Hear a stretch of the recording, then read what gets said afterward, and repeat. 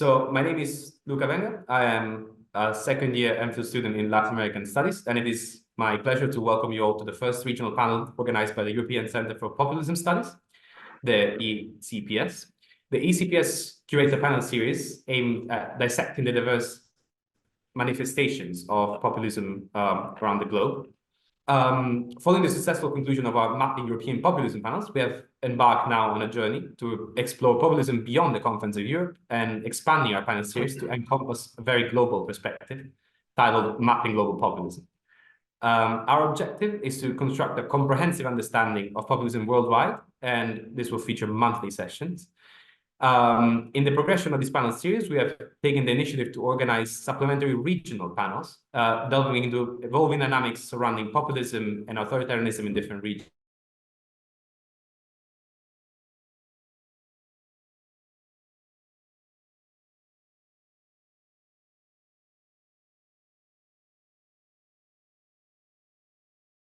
To write a panel report and share a video recording of this panel on our website or on YouTube channel. These resources will serve as references for scholars, policymakers, and a wider audience, anyone concerned about the contemporary challenges to global democracy posed by populist politics.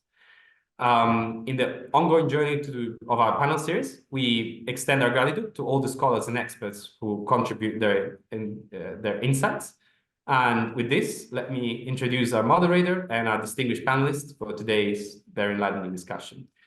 So today our panel is going to be moderated by Dr. Maria Isabel Puerta Riera, who is a political scientist with a PhD in social sciences. She serves as an adjunct professor of political sciences at Valencia College and holds the position of research fellow at GAPAC. She also chairs the LASA Venezuelan Studies section and is a proud member of Red de Politólogas. Previously, Dr. Puerta Riera was an associate professor and chair of public administration at Universidad de Carabobo in Venezuela.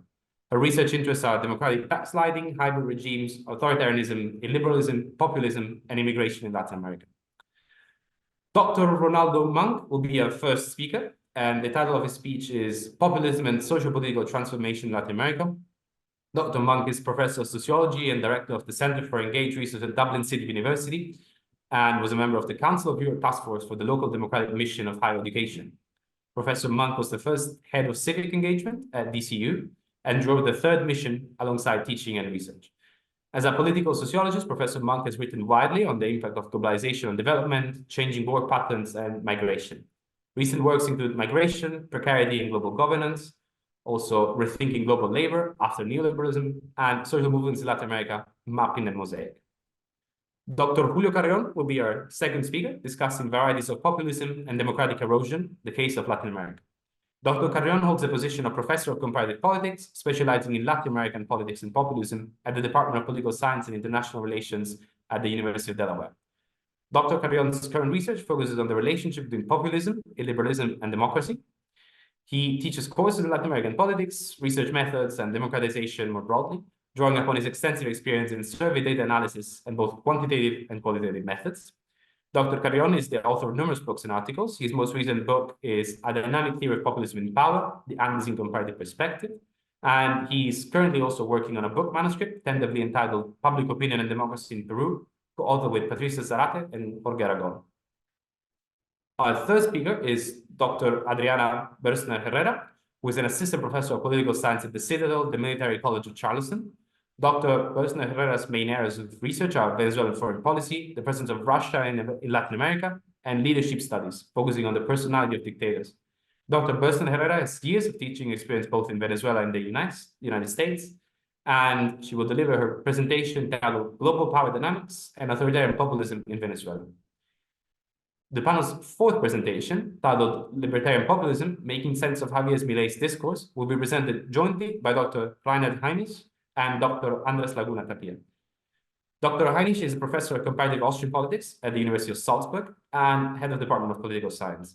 His research focuses on comparative populism and democracy. He is the author of over 40 peer-reviewed research articles and more than 50 other academic publications, including 12 books. He is a faculty affiliate of the University of Pittsburgh and a regular lecturer at Renmin University in China. Dr. Laguna Tapia is director of the Center for Research in Communication and Humanities and head of communication studies at UPB in Cochabamba. He won several journalism awards and was program director at the International Film Festival of Huesca and jury member in various film and literature competitions. He has contributed to journals, books, media in Bolivia, Brazil, Ecuador, Spain, the US, France, and Mexico. And his areas of research focus on film studies, the cultural and entertainment industry, philosophy of technology, and aesthetics. And finally, the panel's last presentation, titled The Phenomenon of Bolsonarism in Brazil, Specificities and Global Connection, will be delivered by Dr. Victor de Oliveira Pinto Coelho, who is a professor of history at Universidade Federal do Maranhão and a faculty member at the postgraduate program in history. He holds a leadership role in the research group Powers and Institution, Worlds of Labor and Political Ideas. Additionally, he is a member of two other research groups, Peripheral Studies Network and Myth and Modernity. Moreover, Dr. Coelho is affiliated with the Schmittian Studies Group, part of the International Network of Schmittian Studies. Apologies. Furthermore, he serves as the vice coordinator of the Political History Working Group of History National Association for the biennium 2023-2025, and he is a member of the State Committee to Combat Torture under the State Secretariat for Human Rights and Popular Participation with the government of the state of Maranhão, for the biennium 2023-2025. As a final reminder, before I hand off to our wonderful moderator, we will have a Q&A session at the completion of the presentation. So you can write any questions you have in the chat box, or you can raise your virtual hand and pose your question in person at the time. I will now leave you with Dr. Maria Isabel Puerta Riera, who will present an overall kind of view of populism in Latin America, and then administer the panel. Thank you for joining us.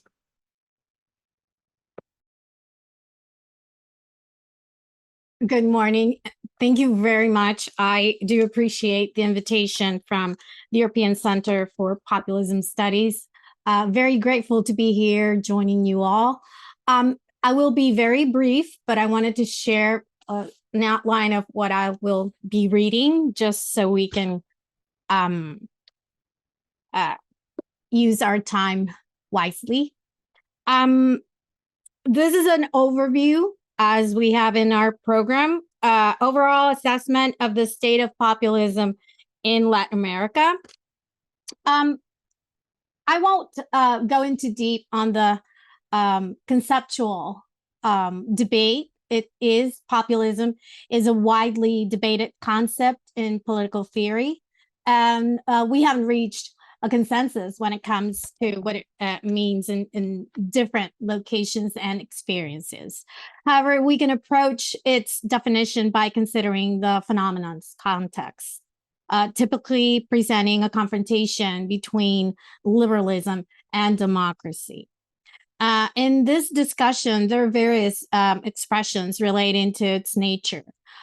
Some of it is defined in terms of an ideology, while others see it as a political and social movement. Its characterization reflects experiences in Europe, contrasting to those we have seen in Latin America.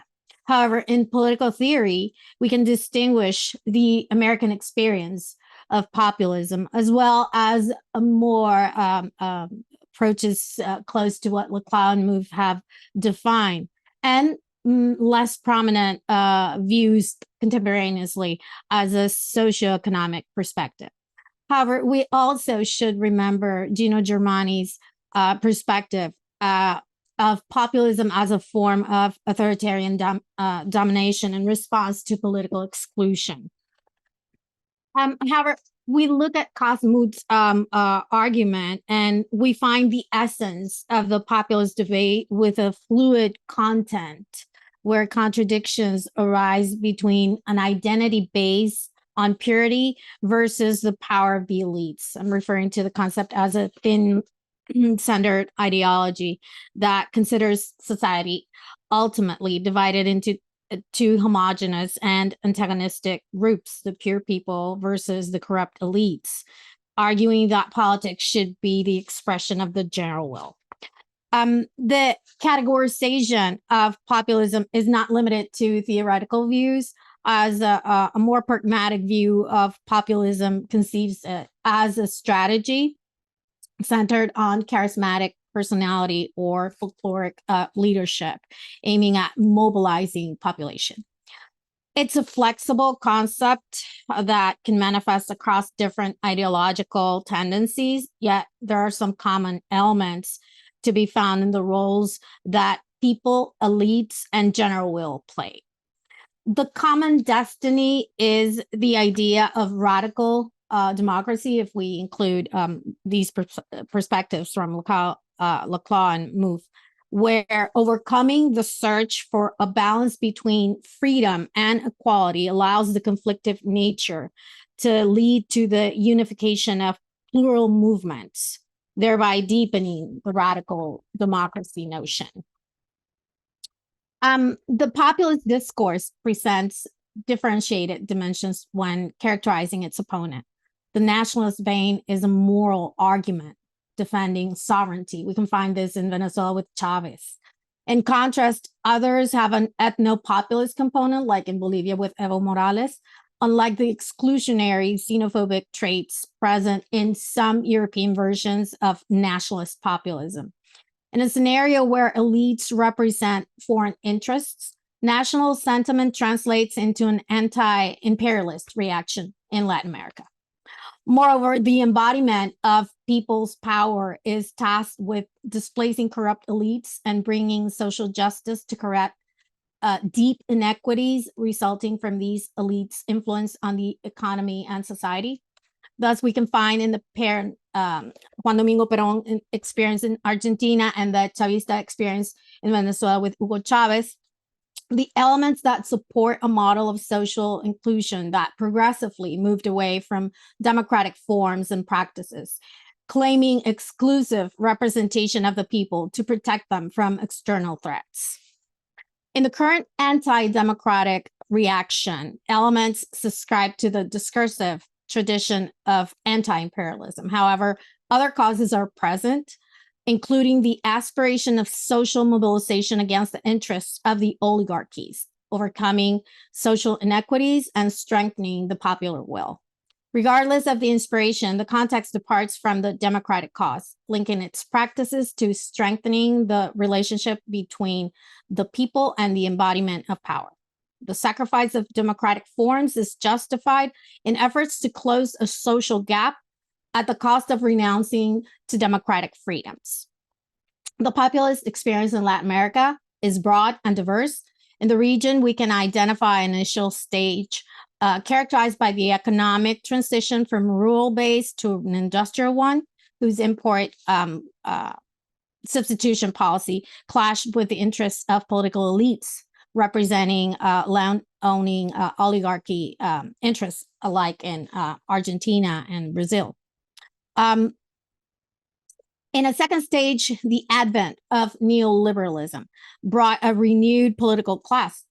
Peru and Argentina are emblematic cases that, under the promise of reducing poverty, adopted the premises of the Washington Consensus to correct economic distortions by applying so-called shock therapies that, far from closing gaps, deepened the difficulties of the most vulnerable and neglected sectors. In the third stage, we find the return of leftist populism with Chavismo in Venezuela, marking the beginning of a phase of democratically elected governments with a clear anti-imperialist and radical left-wing affiliation, initially Bolivia and Venezuela, whose central argument is the rejection of neoliberal reform policies and the rescue of the people as a political actor. The pink tide exposed the populist practice in its authoritarian variant in the cases of Hugo Chavez and Daniel Ortega, while in the past, Alberto Fujimori, and now Nayib Bukele and Javier Milei represent the authoritarian right-wing version of Latin American populism. If anything, the malleability of populism has clearly shown its capacity to adapt regardless of whether it's a right or left-wing movement. Unlike the economic boom period that accompanied Chavismo in Venezuela and its expansive wave across the region, today, these expressions turned into closed authoritarianism, along with Nicaragua. They are facing deep economic financial crises. However, their appeal remains such that they manage to impose themselves in volatile contexts like El Salvador or Argentina, whether due to the need to secure safety at any price or the bankruptcy left by left-wing populism. Finally, populism survives both in democratic and authoritarian environments. The causes that invite its appearance range from the weakness of party systems to the recurrence of economic financial crises that deepen the social gap. The sentiment fueling populism can be vindictive or retaliatory. Democracy is seen as a utilitarian means if it allows for the rise, the access to power, but there's no loyalty towards its institution nor trust in its principles. In the Latin American political tradition, populism has been an omnipresent experience that will continue to transform to attract those disillusioned by democracy and its shortcomings. Okay, so now I will continue with our program. We have next Dr. Ronaldo Munck, who is going to present populism and socio-political transformation in Latin America. The floor is yours. And you have Thank you. I'm trying to share my screen. You see it now? Yeah? We can see it. Yes. Okay, thank you. Thank you, Maria, for that introduction. Thank you, Luca, as well, for the previous introduction, and of course to Bulent for organizing this event. I'm from Argentina, but as you may have gathered from my accent, I've lived in Ireland for a long time, since the 1976 coup, in fact. But I retain a foot in both camps here and there. I wanted to talk in general terms about populism, I think following on from that last chat, and see what we can make of recent theories and see what we still need to do in terms of research. From my point of view, populism has become a very overused term, and it's actually quite confusing from a political science point of view. It covers authoritarian, nativist, right-wing politicians to those on the left who are looking for social transformation. I think what's clear is that the dominant discourse, if you want, in the North Atlantic, linked between US and Europe, is that populism is a bad thing, if you want to put it that way. Most people in these climates think of Trump, they think of Le Pen, they think of Nigel Farage in Britain, and so on. But why in Latin America is it so different? And can we in fact use the same term to describe what are very different ideologies and very different ways of emerging, of involving themselves in the political process? So finally there, I believe Latin America is a rich and early experience of populism, a valuable laboratory to help us understand the complexity of populism and the issue of whether it is actually something, an ideology going beyond left and right, which we will return to. I see three main lenses that populism can be examined from. Of course, there are many others, but from a Latin American perspective, I think there's the socioeconomic context of populism. And someone mentioned there, Gino Germani, who wrote on populism in Argentina in the 1950s. They would have looked at the pattern of industrialization and the impact that had on social classes. And they would tend to see populism as a transition between the oligarchic society and truly democratic. It was seen as lacking something, as lacking democracy. The second perspective, which I guess is quite common, it's looking at populism as political style, a strategy for power, how you construct the people, and sometimes the charismatic figure is thrown in and sometimes not. To be clear, many politicians deem populists in Latin America are not necessarily charismatic figures or populists in the negative sense. The third perspective, where I suppose I go along, having studied with Ernesto Laclau many years ago, is the post-structuralist one, looking at the discourse of populism, going beyond the socioeconomic and socio-political context to see it as always already constructed as an idea or discourse. And that's the theory. It's not necessarily that easy to put it into practice. What can we learn straight away? Populism is not inherently right-wing or left-wing. And there are people who argue it is. Some people say populism equals nationalism equals racism. And then there are people in Latin America who say populism is always on the side of the poor and the downtrodden and therefore needs to be supported. In Europe, it's mainly seen as right-wing, perhaps, exception perhaps Podemos in Spain. But the main one is that populism is an empty signifier, meaning what? Meaning it can be filled with political meaning by different factions or different interests. So is democracy. We're all Democrats, sure. But what does that mean in practice? We all can give that empty signifier different meanings. Demands and antagonisms exist in society, with any given society, and they can be formed in two ways, a transformist way or progressive. And by transformist here, I mean the Gramscian sense that the ruling classes sometimes take on radical thinking so as to disable it. So, for example, some people would argue that the Partido dos Trabalhadores in Brazil, the Lula's discourse, is a transformist one. It appears radical, but in fact, it's preventing, if you want, socialist antagonism. I'm not saying accept it, but that's just the way the theory goes. So for Ernesto Laclau, it's very much populism has no referential unity. It's simply a way of constructing politics. It doesn't have to be one thing or another. It's a way of doing politics and of constructing the people. And Marie Le Pen constructs the people in France the same as perhaps Podemos does in Spain. They're all constructing a real or a mythical understanding of who the people is, who faced the elites. In Le Pen's case, it's the belief that liberal internationalists, globalists are conspiring against the good French people. So you have to pull out of the EU and so on and so forth.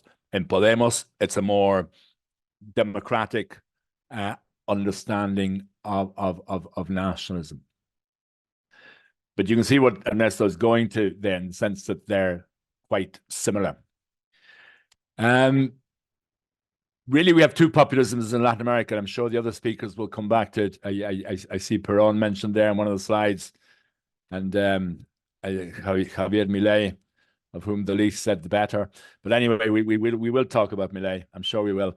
Arditi, who criticizes Laclau, says that populism arises as a result of crisis. So it's always a crisis of representation, a response to incapacity of elites to respond to people's concerns. And that was very much the case in the 1930s and the emergence of Peronism in 1944 and 45. So what is the current wave of populism since 2000? Maybe it's responding to the lost decade of the 1980s. Maybe it's responding to the neoliberal hegemony of the 1990s and the social response by social movements and so on. So it is the crisis, I said there, really, of 1930, and that created the conditions for the classic populisms, if you want to call it that, and it really is. It's Perón, Julio Vargas, and to some extent Cárdenas in Mexico. It was, and perhaps some reflections in Colombia with Gaitán. Since then, since that classical period, the Cuban Revolution occurred in 1959, of course, and I think the previous compromise state that had served so well for the ruling classes began to fall apart. So I think from now on out, you have a populism from above and a populism from below. And I think current events can be looked at in those terms. So it's Chavismo populism from above. Chavez came from nowhere, created a political movement, or is it populism from below? It's probably a bit of both.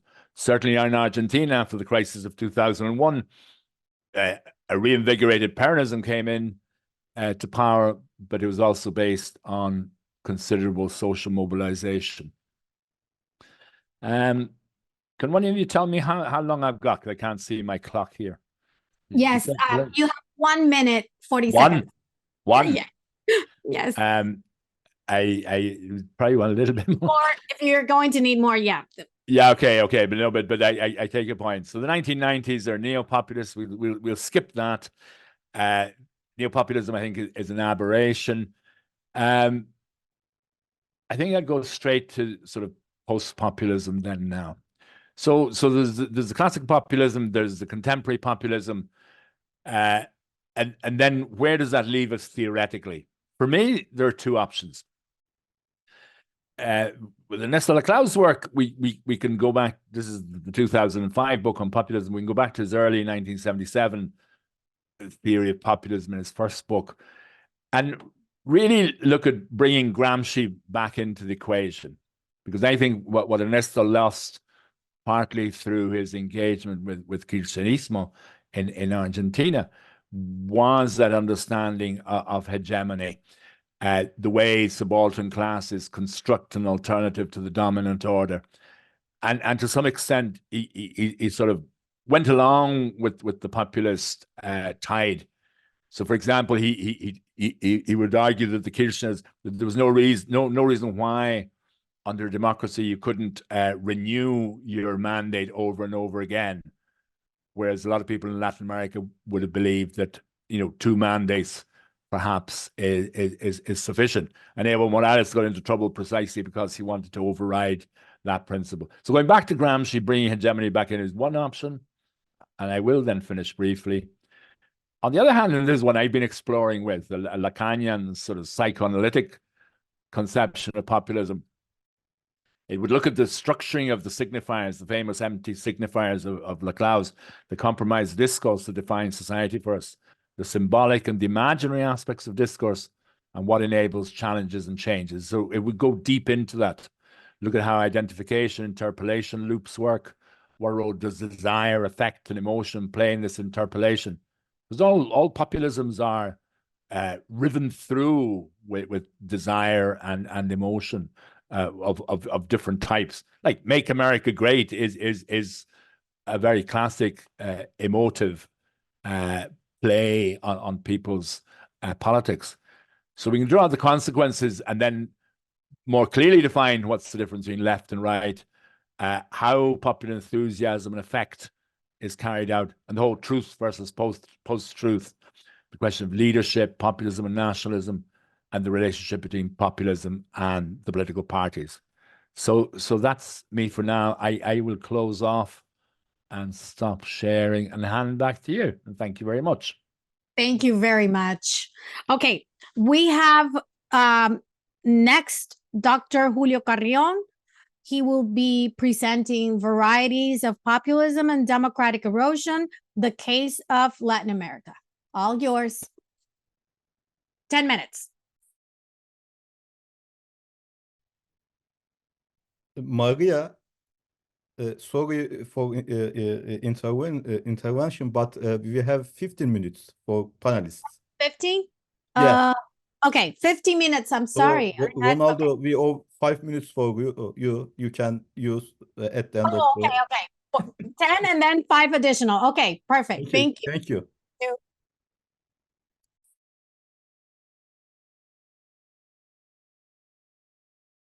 So the microphone.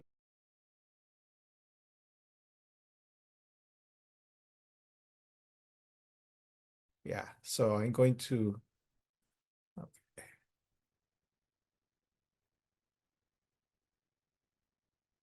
Okay.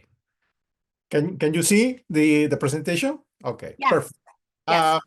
Well, thank you for the invitation at the European Center for Populism Studies. It's a pleasure to be here this morning here in the United States, afternoon over there, with all of you. And what I'm going to do basically is talk about the relationship between populism and democracy in Latin America in the age of the third wave of democratization. So unlike the presentation from Professor Munck that sort of offered a historical overview of populism in Latin America, I'm going to focus on populism after basically 1979, which is, usually we consider the year where, the presidential election in Ecuador that opened the third wave of democratization in the region.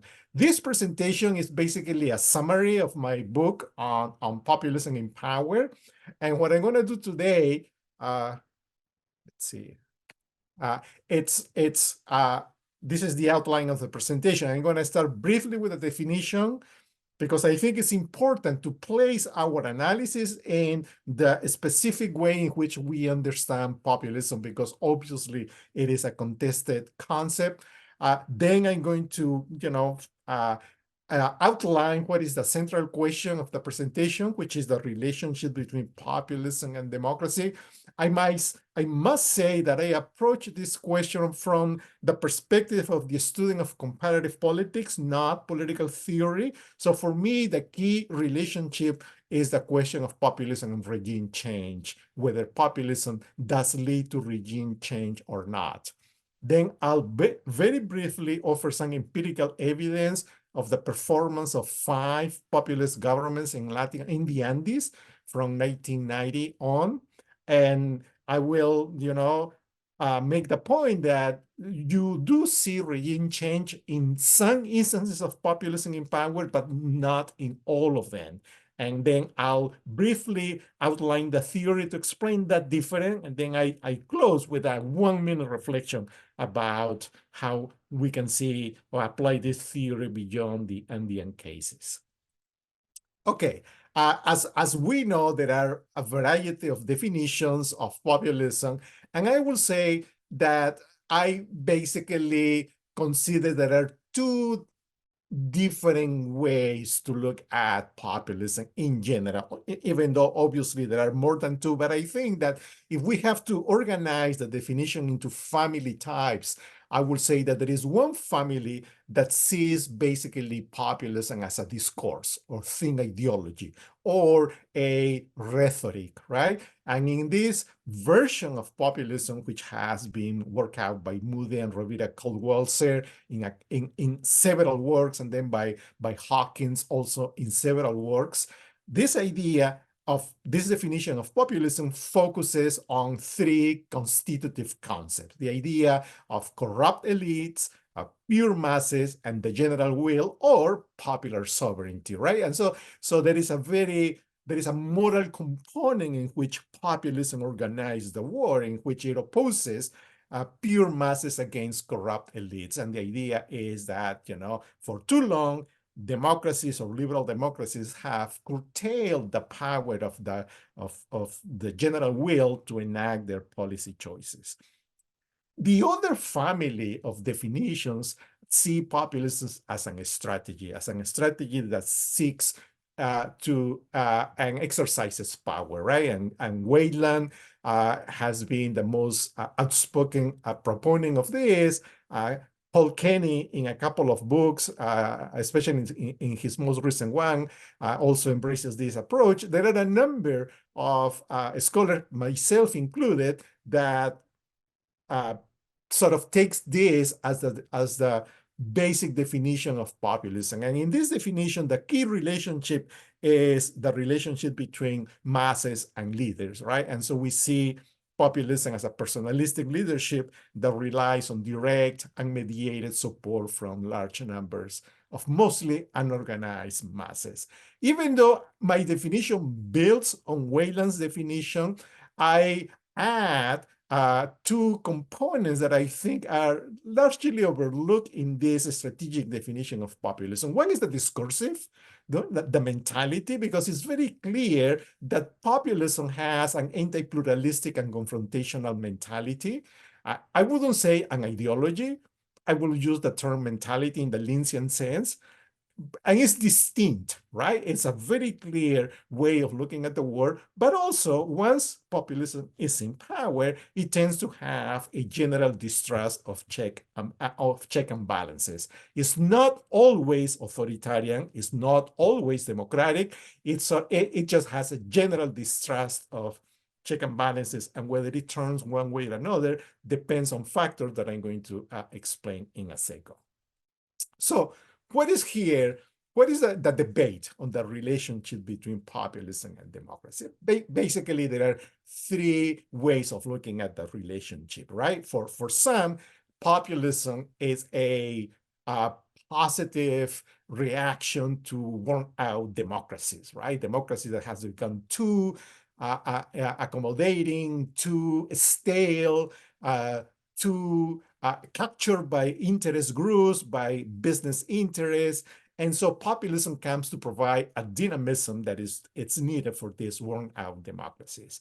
An alternative view tends to see populism as a threat, or as an inherently dangerous for democracy, right? And obviously, this view stresses the anti-pluralistic, confrontational, anti-status quo version of populism, and it always sees it as a danger for democracy. And then there is this alternative coming from Moody and Rovira Goldwasser that basically argues that, you know, on some dimensions of democracy, populism can be good because it will strengthen participation, but on other dimensions such as contestation or pluralism, populism could have a negative impact. So what is my argument? Well, my argument is that populism and democracy, the relationship between these two concepts depends on the variety of populism and power.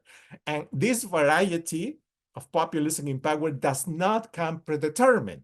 You cannot tell what the variety is going to be on the first day the populist leader takes office, or you cannot tell what is going to be that variety based on the nature of the discourse. The variety of populism emerges, is the product of the political process and the shape of populist organization and mobilization.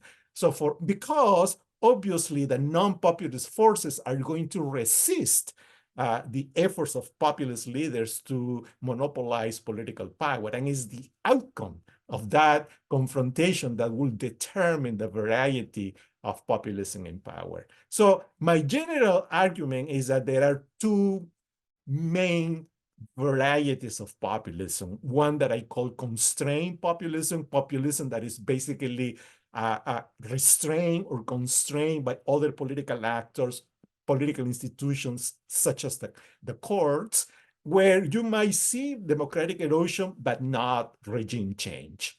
Whereas there are other variety of populism, which I label unconstrained populism, where there is a significant power asymmetry in favor of the populist leader that leads to regime change. In some cases, to hybrid regimes. In other cases, all the way to close authoritarianism, as in the case of Venezuela and Nicaragua. So I'm going to be very brief on this because basically I just want you to take a look at the evolution of the Electoral Democracy Index, which is an index built by the Varieties of Democracy project. And there are 5 populist leaders here, you know, Venezuela, Colombia, Peru, Bolivia, and Ecuador. And you can see that with one exception, which is with the exception of Colombia, once the vertical line signifies the year when the populist leader took office, right? You can see that over time, the nature of electoral democracy deteriorated significantly in Peru, in Venezuela, in Bolivia, and in Ecuador, and it remained more or less flat in the case of Colombia. When you look at, you know, the two dimensions of executive constraints, whether the judiciary can constrain the executive or not, you can see a similar pattern, right? So judicial constraints are significantly lessened or weakened in these 4 different presidents, Fujimori, Correa, Morales, and Chavez, and then later Maduro, whereas under Álvaro Uribe in Colombia, there was a little erosion, but it remained mostly unchanged in relation to the years previous to populism. Similar story with legislative constraints on the executive, right? A significant downward trend in Peru, in Venezuela, in Bolivia, in Ecuador, whereas in Colombia, it more or less remained the same. There was a slight decline, but not to the extent that you see in all these previous countries. So how to explain these differences? Why is that, in 4 cases with Fujimori, with Chavez, with Morales, with Correa, there was a significant power asymmetry, whereas in the case of Uribe, the institutions and political actors were able to constrain his obvious autocratic impulses, because nobody will argue here that Álvaro Uribe was a Democrat by any means, right? He was just constrained. He couldn't do what he wanted to do. He actually wanted to change the constitution for a second time to get a 3rd term. And Congress passed that legislation, and it was only because the Constitutional Court blocked that it didn't happen, right? So my argument is that there is a significant moment of confrontation between the populist forces and the anti-populist forces, and the outcome of that political confrontation will determine whether power asymmetry ensues or not. If the populist leaders emerges triumphant or victorious, then he will accumulate power, and with that power accumulation, the process of regime change will start. Sometimes it will stop as being a hybrid regime. Sometimes it will just continue all the way to being a close authoritarian regime. And the power asymmetry obviously will lead to the erosion of democracy. So what are the factors that enable a populist president to win this key political battle? And in my book, I identify 2 sets of conditions. One that I call the permissive conditions, the conditions that are, that enable the populist leader to triumph, but also the productive conditions, the actual causes that lead to the victory of these populist leaders. The permissive conditions are basically public support, mass support for radical institutional change, and elite disarray, which usually is manifested in a collapse of the traditional parties. But the productive condition is the use of populist leaders of the state's repressive apparatus, and sometimes, not always, societal mobilization, right? And I think that in the literature of populism in the 3rd wave of democratization, we have not really paid too much attention to how populist leaders use the state apparatus, especially the repressive apparatus, to obtain significant political victories. Yes, it's true, we don't see a dramatic mobilization of the armed forces or the police. This is not coup d'etats, with the exception of the self-coup d'etat under Fujimori. But what we see is that in key moments, the use of the police or the armed forces were employed to prevail over the opposition in countries such as Venezuela, Ecuador, Peru, and Bolivia. So my theory is a dynamic theory. I identify 3 key moments of populism in power. There is this initial moment, which I call the tsunami moment, remembering the famous Fujimori, the tsunami of Fujimori is a takeoff moments. Once populists assume office, because of their confrontational and anti-pluralistic character, they engage in a battle against the opposition and against institutions of check and balances. This is the moment of confrontation, the crucial moment, which I term the Hovisian moment. And the outcome of that will determine whether populism will develop significant power asymmetry, which I call the populist moment, or there will be a moment of re-equilibration, to borrow the term from Linz, where basically things will back, at least initially, to how things were, right? This does not deny the idea that another populist might be elected and this whole process will restart, right? So for instance, I will say if Trump is, hopefully not, but if he is elected this year, you know, he was constrained, he was voted out of office, this might start again, and this might have a new different outcome as it did a couple of years ago. So this is in general the skeleton of my theory. I will argue that the combination of mass political discontent and elite disarray will determine whether a populist is elected or not. If the populist is elected, then the key question is, where do we have power asymmetry developing or not?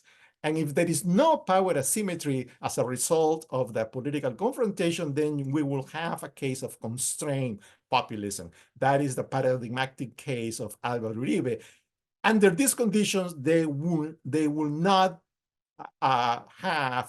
not see regime change. But if power asymmetry does occur, then we will see a regime change, right? So the question is, what kind of power capabilities are used by the populist leader to triumph, to have this victory?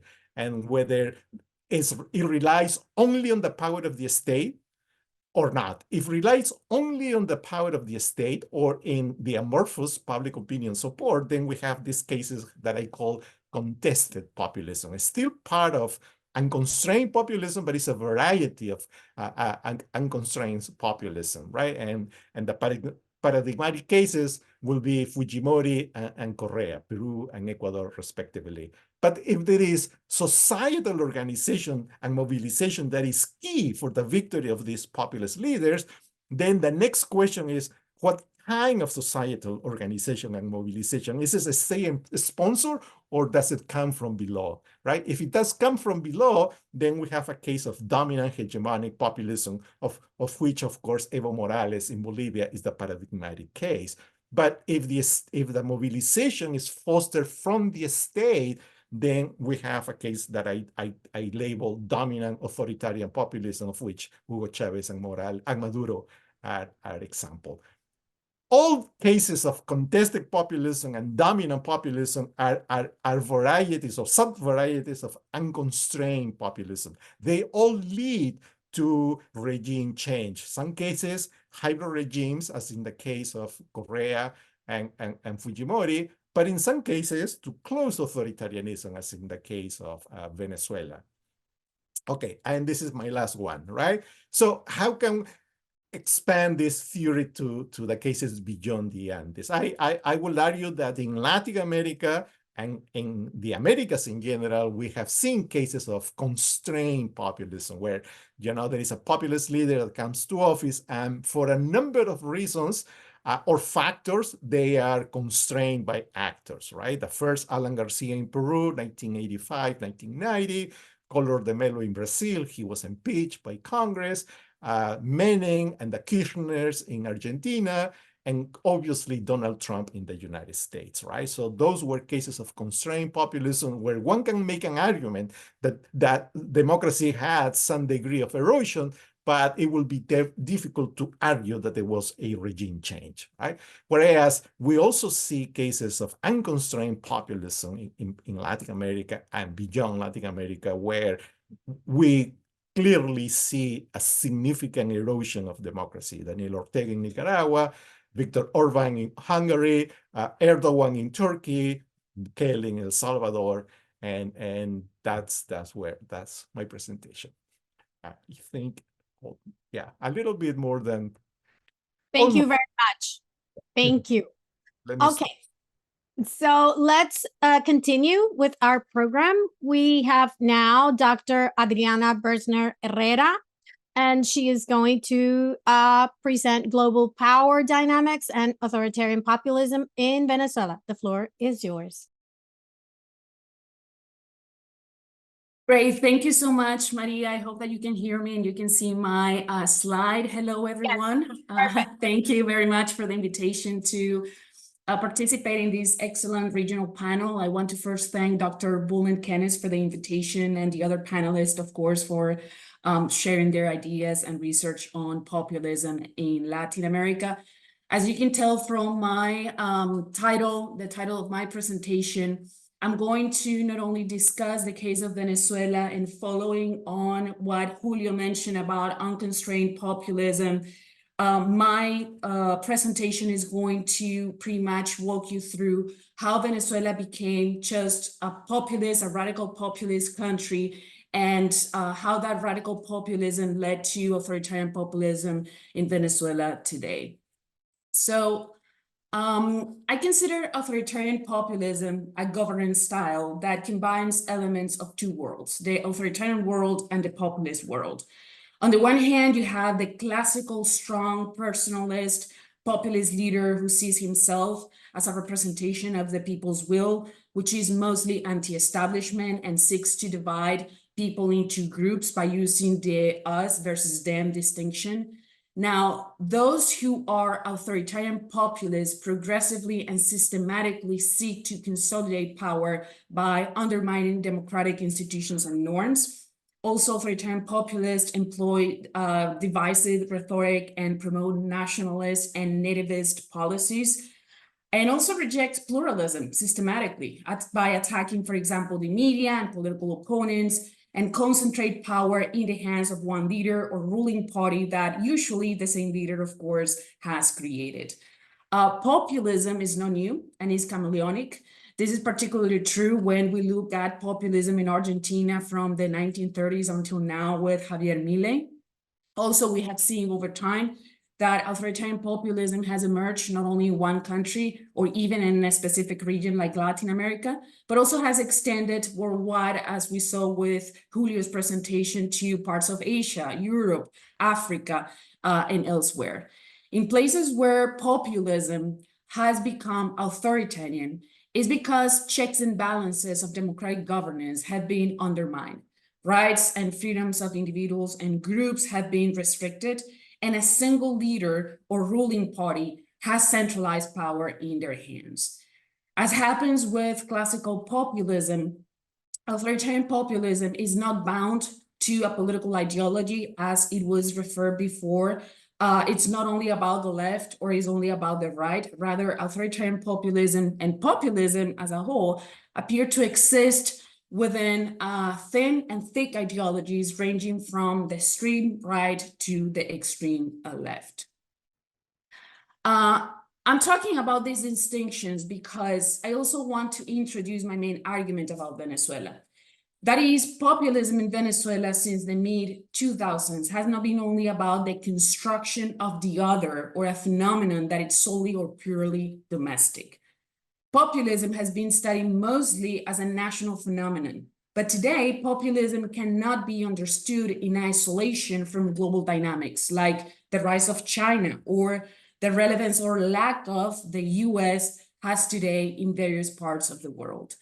Hugo Chavez, for example, initiated a form of populism that was not isolationist. Rather, he actively engaged in various forms of regional and international cooperation that later on, with Maduro, have been extremely relevant for his survival in power and for authoritarianism to flourish in Venezuela. In using both a populist discourse and a populist approach to domestic affairs, but also taking advantage of the polarizing international dynamics between the West and non-Western world, Chavez actually was able to not only capitalize on that, but to pave the way to erode democracy in Venezuela. As we know, populism is not a new phenomenon in Latin America, certainly is not new in the case of Venezuela. However, the political landscape of Venezuela has significantly changed over the past 2 decades, evolving from a populist democracy in the 20th century to an increasingly authoritarian regime and populism in the 21st century. In 1999, Hugo Chavez emerged as a charismatic leader, or before in 1998, 1997, he emerged as a charismatic leader with a very populist platform and discourse, which, like any other populist, polarized Venezuelans into the morally pure people, the in-group, and the corrupt traditional political and economic elite of the past, which of course was the out-group. His leadership emerged as a reaction to neoliberal policies implemented in Venezuela, Latin America, and elsewhere, as well as a reaction to the party system and political and economic elites of the past in Venezuela. He offered the idea of popular sovereignty embodied in his leadership.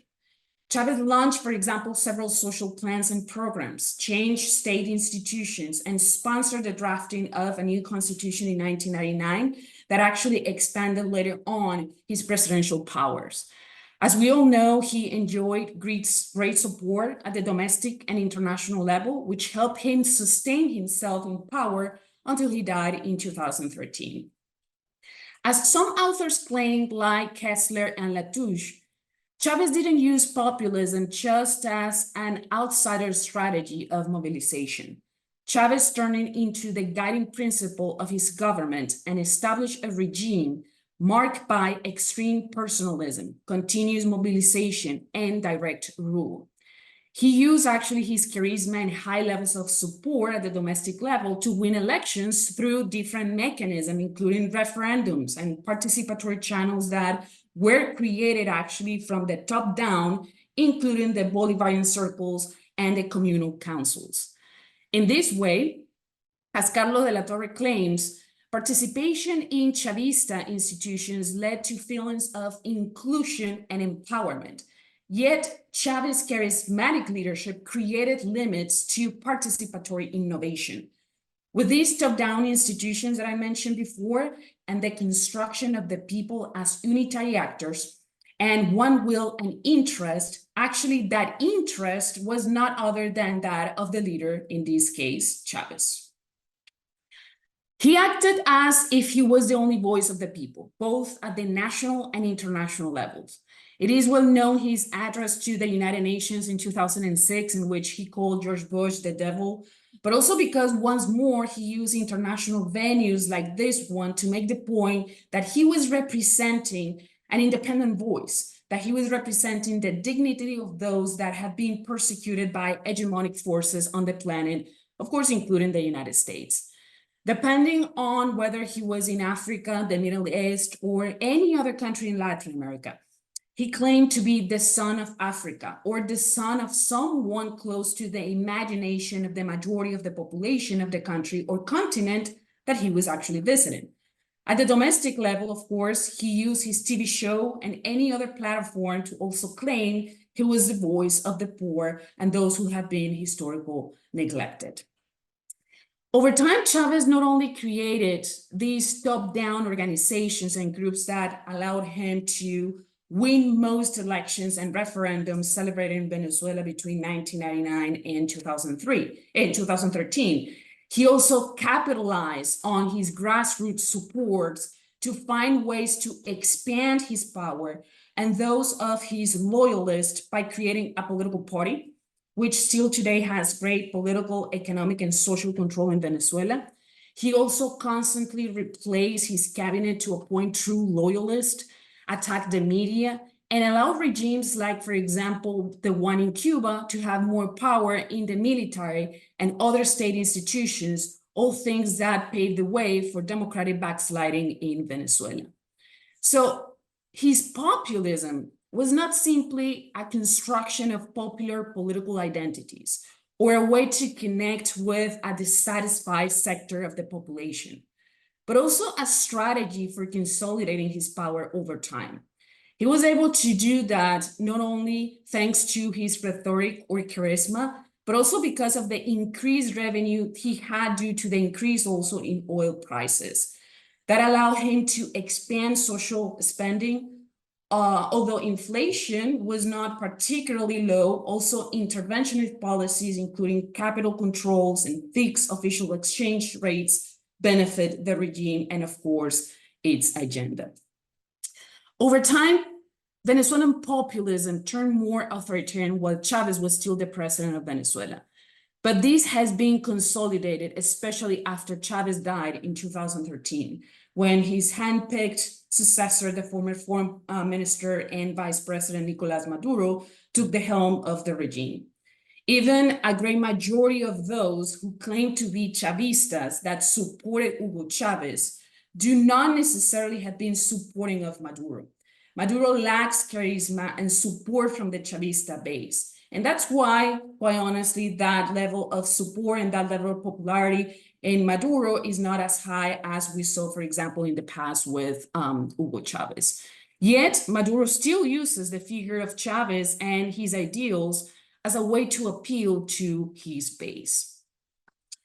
Likewise, Maduro uses the political party, the Socialist Party created under Chavez and by Chavez, to also purge those who were not loyal to him. So we are going to see in the period between 2014 and 2017, that various politicians that were true loyals to Hugo Chavez actually were purged, not only from the regime, but also the political party, because they were Chavistas, but they were not necessarily supporting Nicolás Maduro. So he used purges in order for him to not only change the cabinet and change all those around him, but also to make sure that those that were around him were actually strong loyalists to Maduro.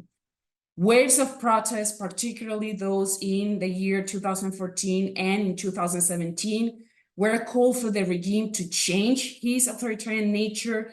Yet he not only used extreme force to repress and kill protesters, he also used other methods to secure his survival in power, including, for example, creating an ID card with Chinese technology that registers all your personal information in Venezuela and control those that have the ID, but also receive social benefits from the government.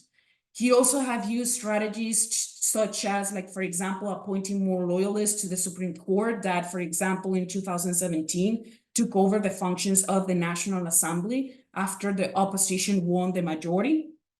He also created a special force, which is an elite command that responds to Maduro, among other strategies that have led to weaken the power of the opposition, divide the opposition and groups that are against the regime, and of course, to attain the ultimate goal, which is remain in power and have all those loyalists afloat.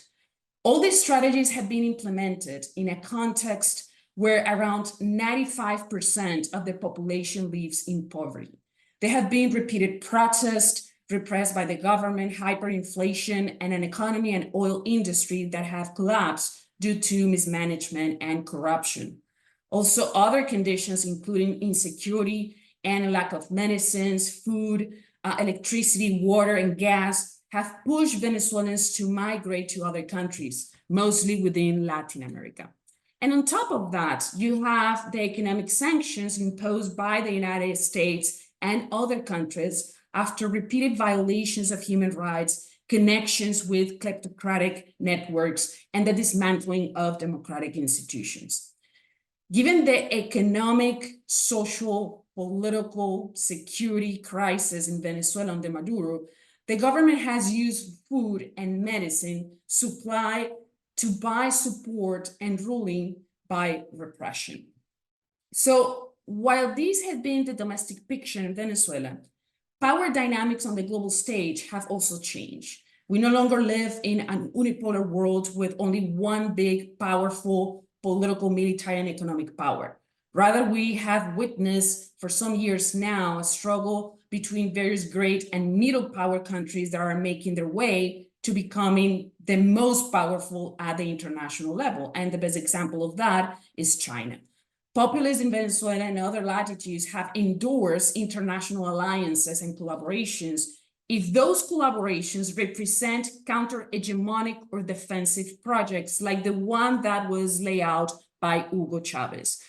How exactly have this global powers dynamics and the international context help authoritarian populism in Venezuela, and how that had been important to move from a radical populism in Venezuela to the authoritarian populism we see today with Nicolás Maduro? Well, first, Chavez's populist rhetoric, pledging to improve the quality of democratic participation and representation, the national struggle to bring social justice and counterbalance the hegemonic power of the US, helped Chavez to connect with a sector of the population inside of Venezuela, but also with people around the world, including people in other parts of Latin America, Africa, Asia, the Middle East, and Europe. The ideological differences that separated people in Venezuela and between Chavez and the opposition not only represented clear ideological divergences on national policies, but also international allies. Second, using ballots, constitution making to bring change and personalistic approaches also helped Chavez gain support at the domestic level. But at the international level, his anti-Western and anti-liberal rhetoric helped him gain support from other leaders who, even when they were or are not leftist, like is the case of Vladimir Putin, still brought support to the regime in Venezuela and have been key for the survival of Maduro.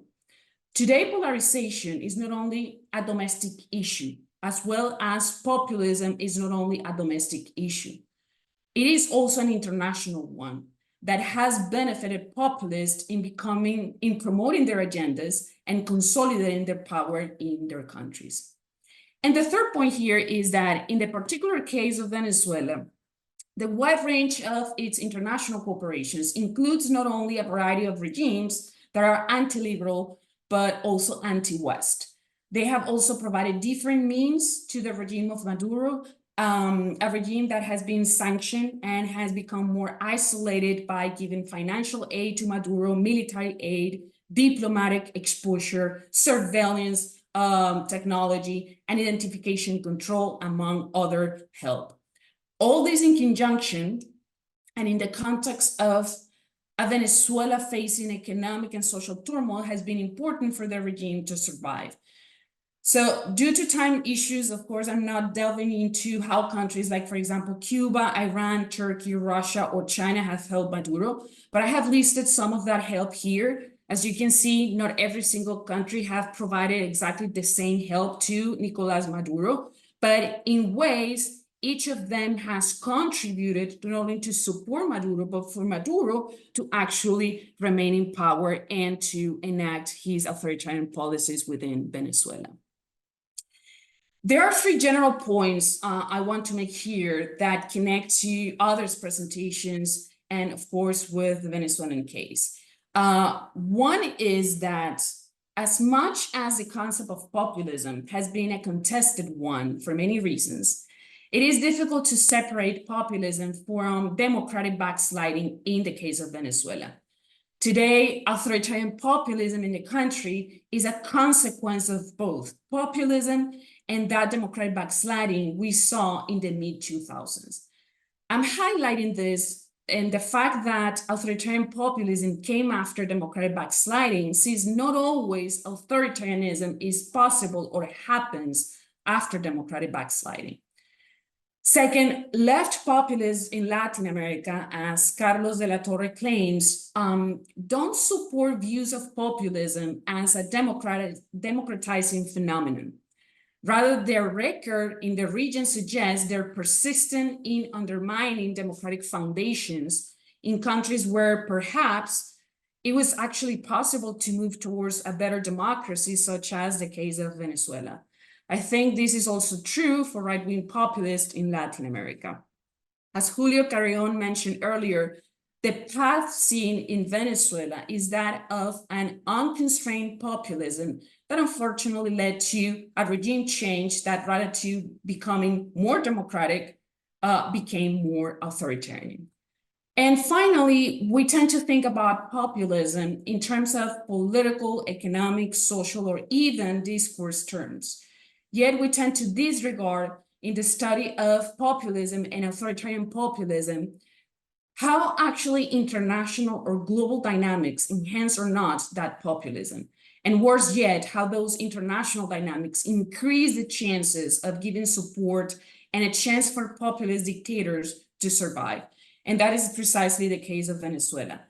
Chavez used populist rhetoric. He used populism as a political strategy to consolidate his power. But also we need to keep in mind that the international context also helped Chavez not only to seek to amplify his international allies and international corporations, but for these allies to later on actually help Maduro to survive in power. Given the economic situation in Venezuela, it is almost impossible for Maduro to survive without having the means to keep social spending high or to redistribute resources to those that are part of the regime. So given these alliances, given the fact that we know that the United States is the big evil for Venezuela, now Venezuela is turning to China, Russia, Iran, Turkey, Syria, Cuba to, again, remain in power. And given that populist leaders are actively engaging in various forms of international cooperation, I think it is relevant and important then to understand how these international dynamics, again, play a role in consolidating authoritarianism and populism in various parts of the world. So with that, I'm finishing my presentation today. Thank you very much. Thank you, Adriana. Thank you very much for that. Next, we have Libertarian Populism, Making Sense of Javier Milei's Discourse, presented by Drs. Reinhard, Heinisch, and Andrés Laguna Tapia. Floor is yours. I don't know if you're going to take turns. Just a reminder, 10 minutes with an additional 5 minutes. Are you both presenting? We're both presenting. I'm starting, and then Andrés will take over essentially. Okay. Andrés, can you perhaps share the screen? I seem to have difficulties doing that. There's no problem. Give me a second.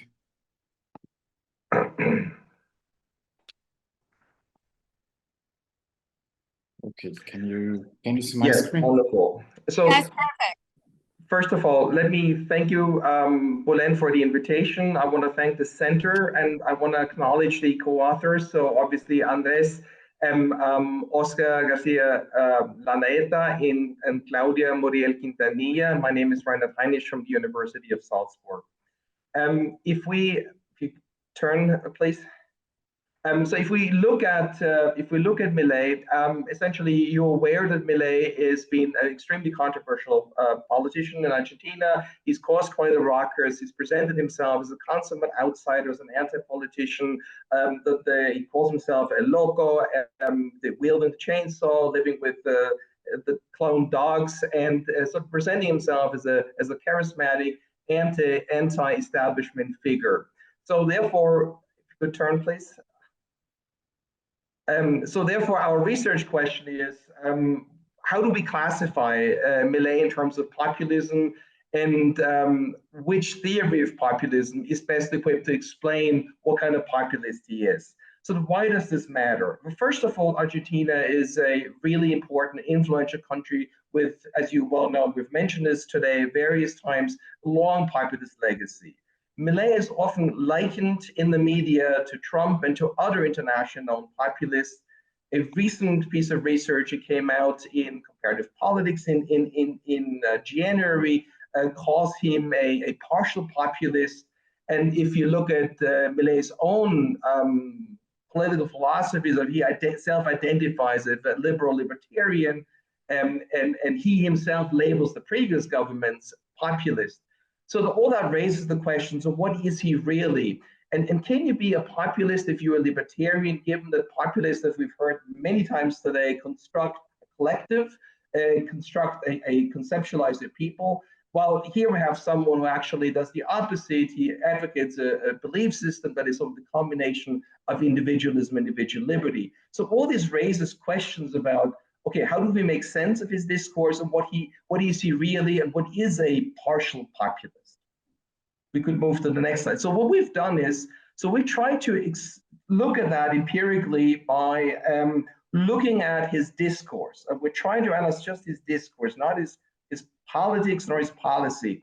We're looking at this from three important approaches to populism, three important theories. So we We first of all look at ideational populism, Milei and others. We've talked about it today. Sort of the classic, the society is divided into two homogeneous groups, the people, the elites, and the sort of Manichaean dimension, this binary dimension. Then we look at this from the perspective of Asanides' famous article, Populism is a Discursive Frame, so based on Laclau's two criteria, the construction of the people and an equivalential antagonistic group, and then also the idea that in this discourse you have a diagnostic essentially framing, you have prognostic framing, and you have moral framing, and moral framing for the purpose of radical change, where the populist leader comes in to save the people from the antagonists.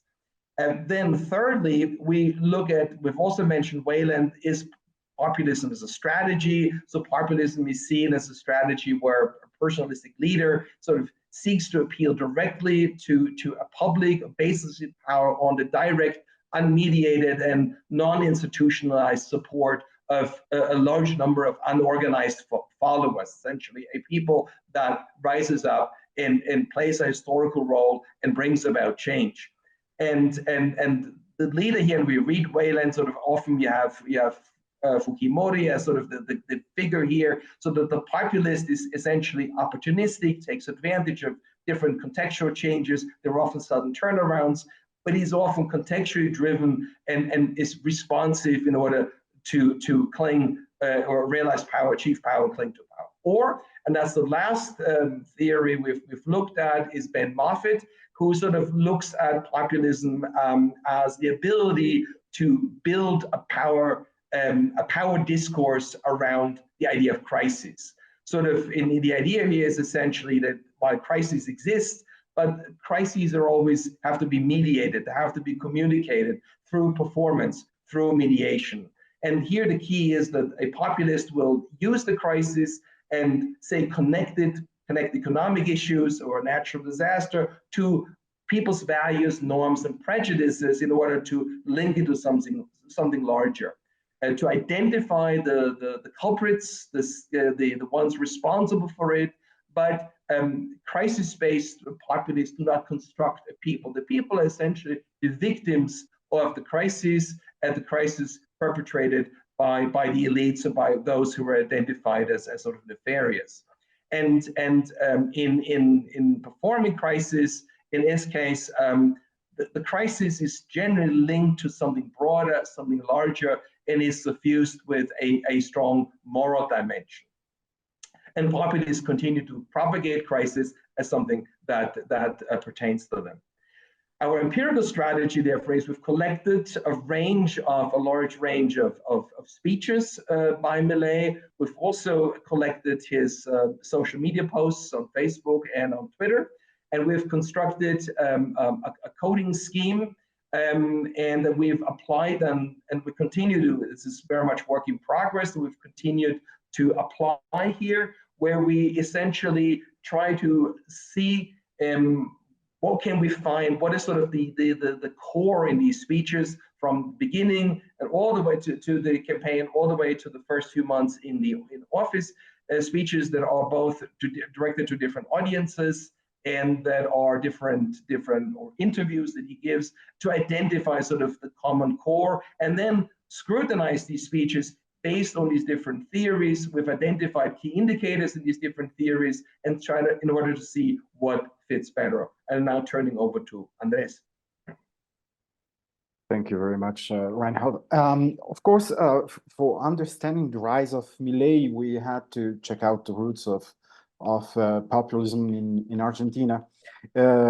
Most, I'm going to say, it is going to be obvious for most of you, but I think it is very important to say that in general for Latin Americans, especially us as Bolivians, populism in Latin America is of course a large theme, and Argentina was very influential in all the region, and especially the populist discourse in Argentina is very unique and very influential for us. So that's why it was interesting for us to study, Milei and in general Argentinian populism.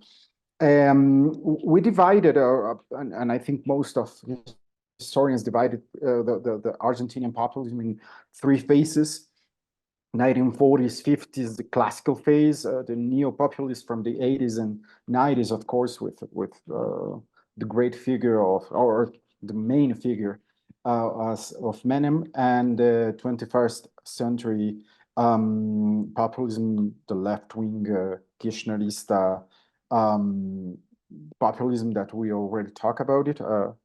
And of course, the notable leaders of these movements are Perón, that was mentioned before, Menem, and the Kirchners, of course. So Perón is the quintessence of populism, of Argentinian populism, of course. So probably is the figure that we are going to check to compare other populists, and I think that's very, very important for us too. And of course,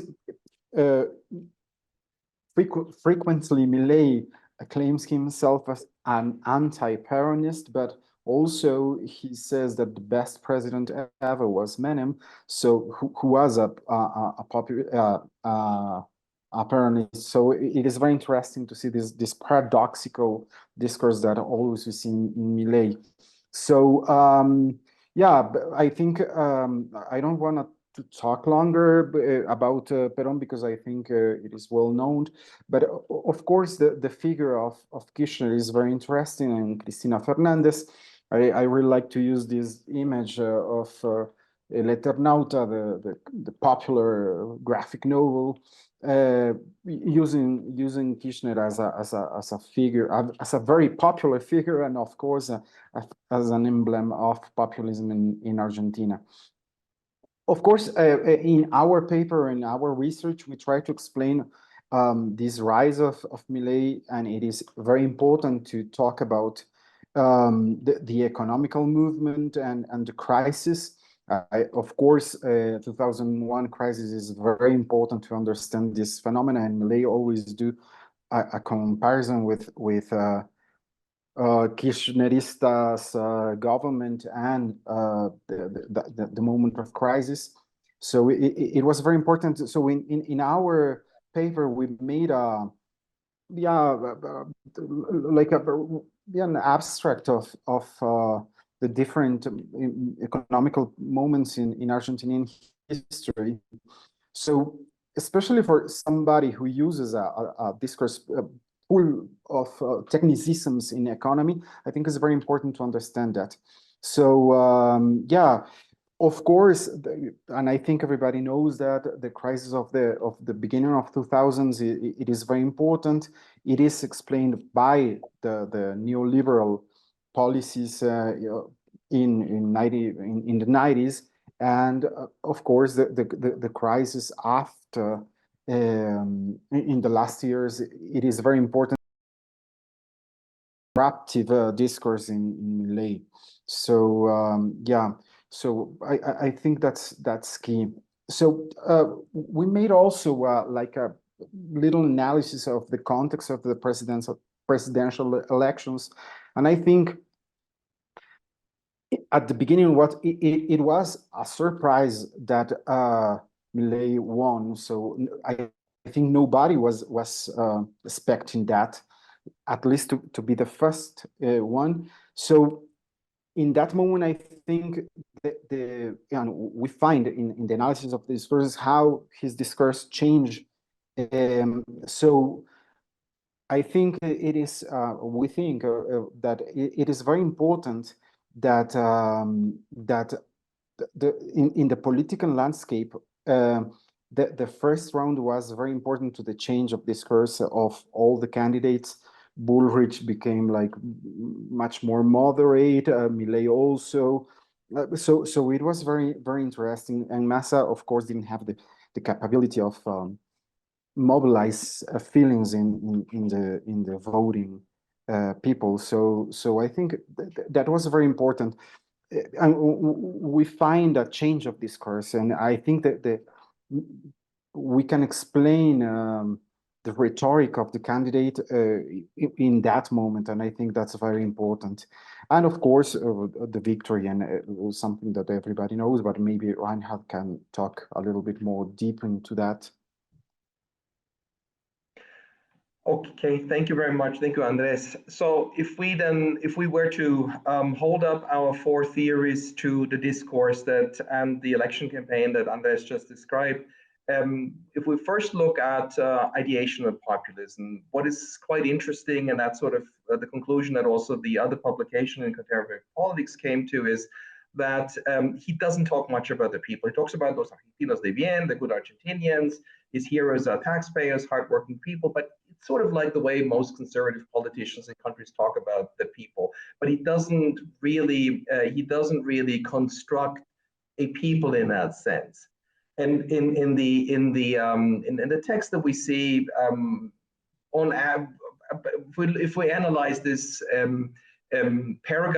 paragraph-wise, we find 2 to 3% of the paragraphs actually talk about the people. However, he spends a lot of attention defining the enemies, the elites, and he uses very strong language to do so. He uses very emotive language to do so. When it comes to sort of binary view of the world, he doesn't quite do that either, but he does clearly suffuse his discourse with a lot of moralizing. There's clearly a moral duty involved here. When it comes to a host ideology, the host ideology that he has is sort of libertarianism, if you will, and that's a major issue, and he's been pretty consistent about this. And he brings it in various ways, and he talks about this in almost quasi-religious terms. So, but you know, if you come to this from an ideational populist perspective, Milei doesn't quite fit the ideational pattern, and therefore I think it is not super helpful if we wanted to understand it. If we now could move on, for example, to the next slide, that would be yeah. So they just simply see here. So we look at the discursive framing, Aslanidis, discursive and ideational populism both have the same problem, that again the people are not really fully defined. We do find evidence of a lot of diagnostic framing, so he is very thick on the diagnosis, and he's not so forthcoming on the prognosis. I mean, he does talk about what he wants to change, and he's clearly able as an economist to give very sophisticated arguments, but if pressed what he means by dollarization, what he means by changes that he wants to, how he wants to affect the central bank, he tends to talk in generalities, and he tends to be rather quiet about the actual effects this would have on voters. So it's sort of, he's hedging his bets. He does, on the other hand, again, talk about moral urgency, but he fails to satisfy, if you will, Laclau's 2 criteria, because again, he doesn't really talk much. He doesn't construct an Argentine people or the real Argentinians or the people he wants to rescue. The people are simply the people who are suffering from the Kirchnerists, essentially. If we then move on to Wayland and the idea of populism as a strategy, here that is super interesting approach.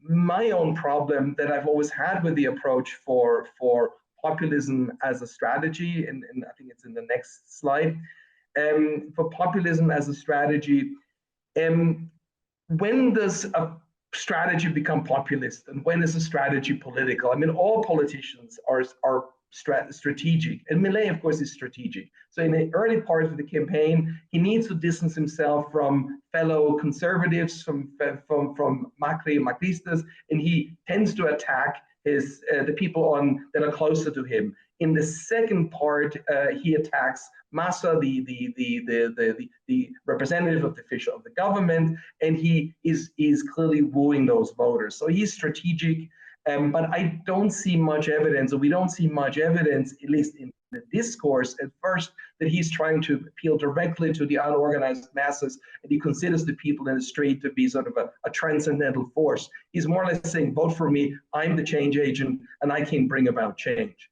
Now we'll see whether that will change now that his agenda is stalled in Congress. He's talked recently about a plebiscite, and that may change as he finds it difficult to get his agenda through the institutions. He may seek a way around the institutions, but that wasn't part of our analysis. In our analysis, he has given us less evidence of that.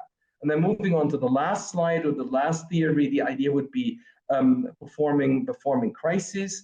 And we do find quite a bit of that essentially in that approach, the people are defined as all those who are suffering from the victims of the crisis. And Milei does this all the time. He stresses, of course, immediacy and the decisiveness of action. Argentina is in grave peril. It is irreversible if we don't act very quickly. He talks about the crisis in the most extreme terms. He talks about his enemies in the most extreme term. He links the crisis to a moral question. He links it to something broader, that the world is under siege by the collectivists.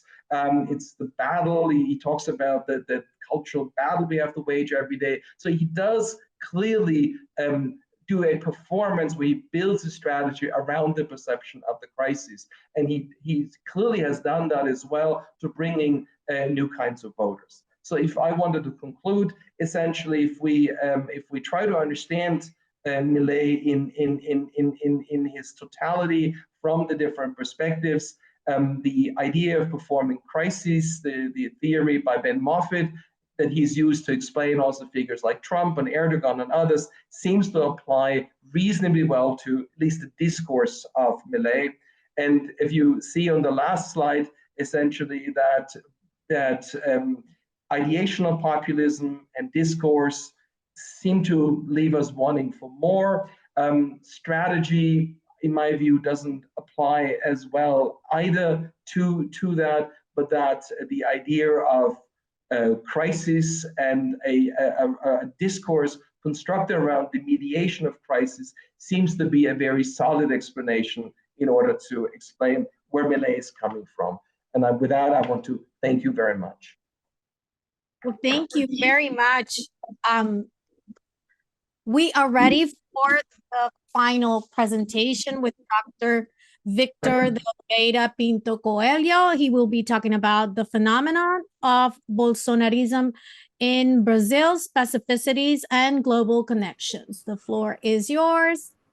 10 to 15 minutes. Okay? Thank you, Maria. Thank you, Bullich. Thank you very much. It's a great pleasure to be here. I will try to share my slides. 1 minute.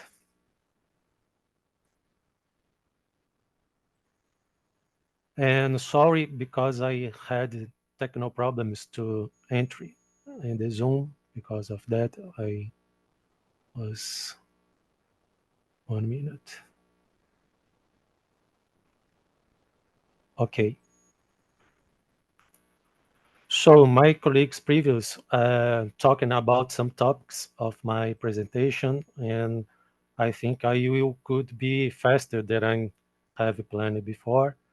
So I see populism an internal phenomenon in democracies with a representative liberal political system that is not an external threat, as the liberal media often makes it seem.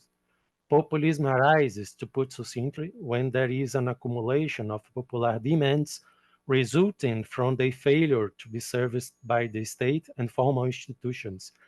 This accumulation of dissatisfaction can be mediated institutionally through political parties and parliamentary agreements, or it can be galvanized by popular movements or by populist leaders or populist movements.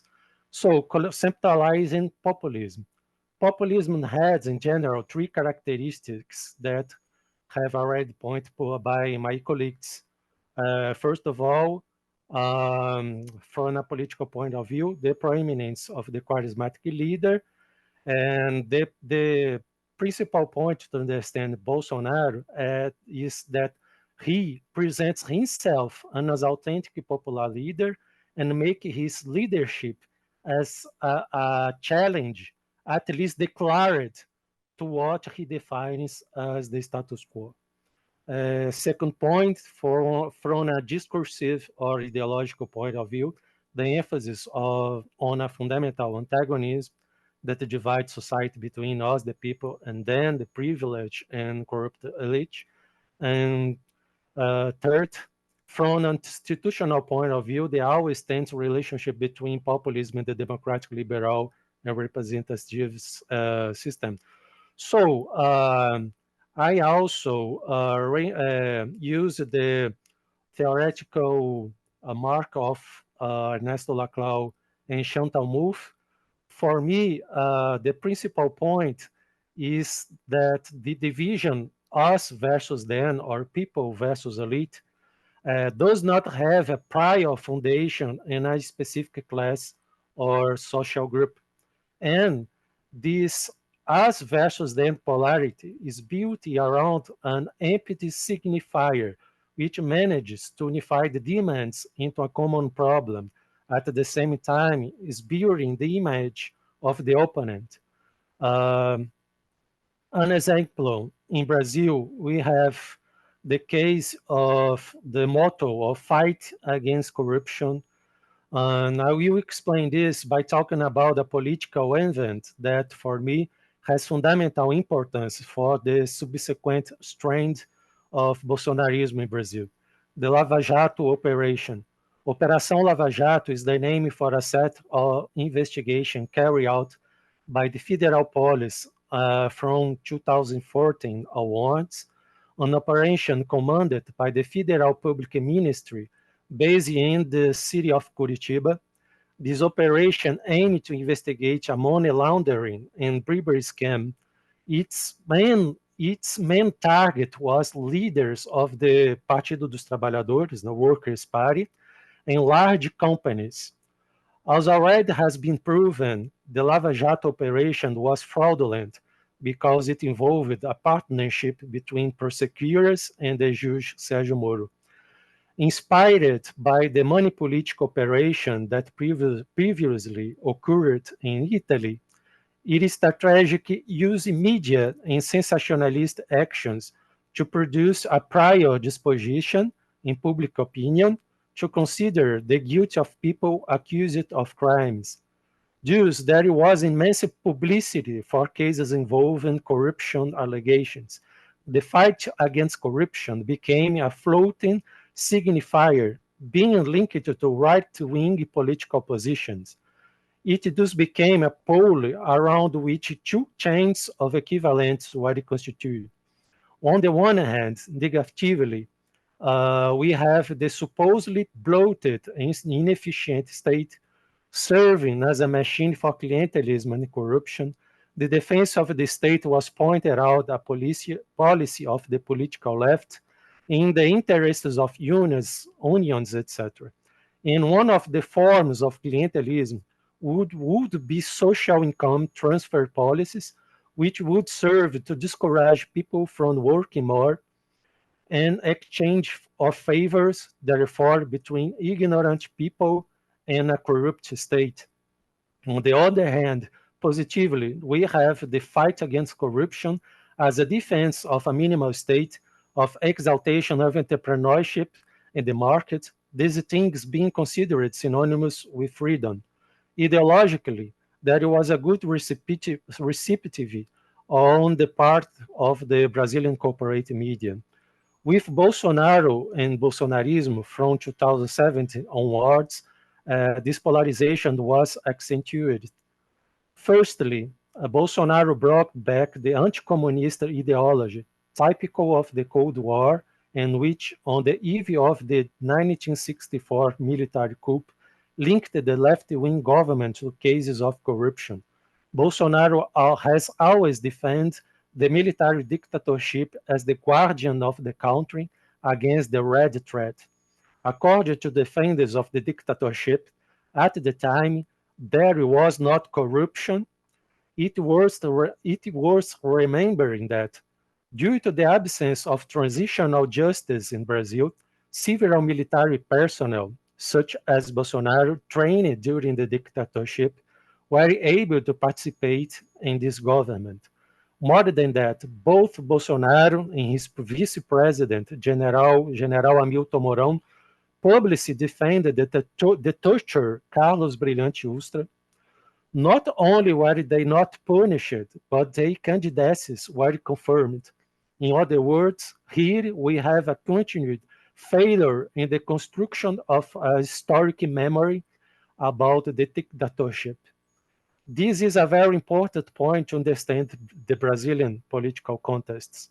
When President Dilma Rousseff, Lula's successor, implemented the National Truth Commission in 2012, this caused a spirit of revolt among military groups who left betrayed, despite the fact that the commission did not presuppose any type of punishment for former torturers and murderers. Secondly, one of the main bases of support for Bolsonaro is made up of a group of Christian churches, especially evangelical and neo-Pentecostal churches, but also conservative Catholic groups.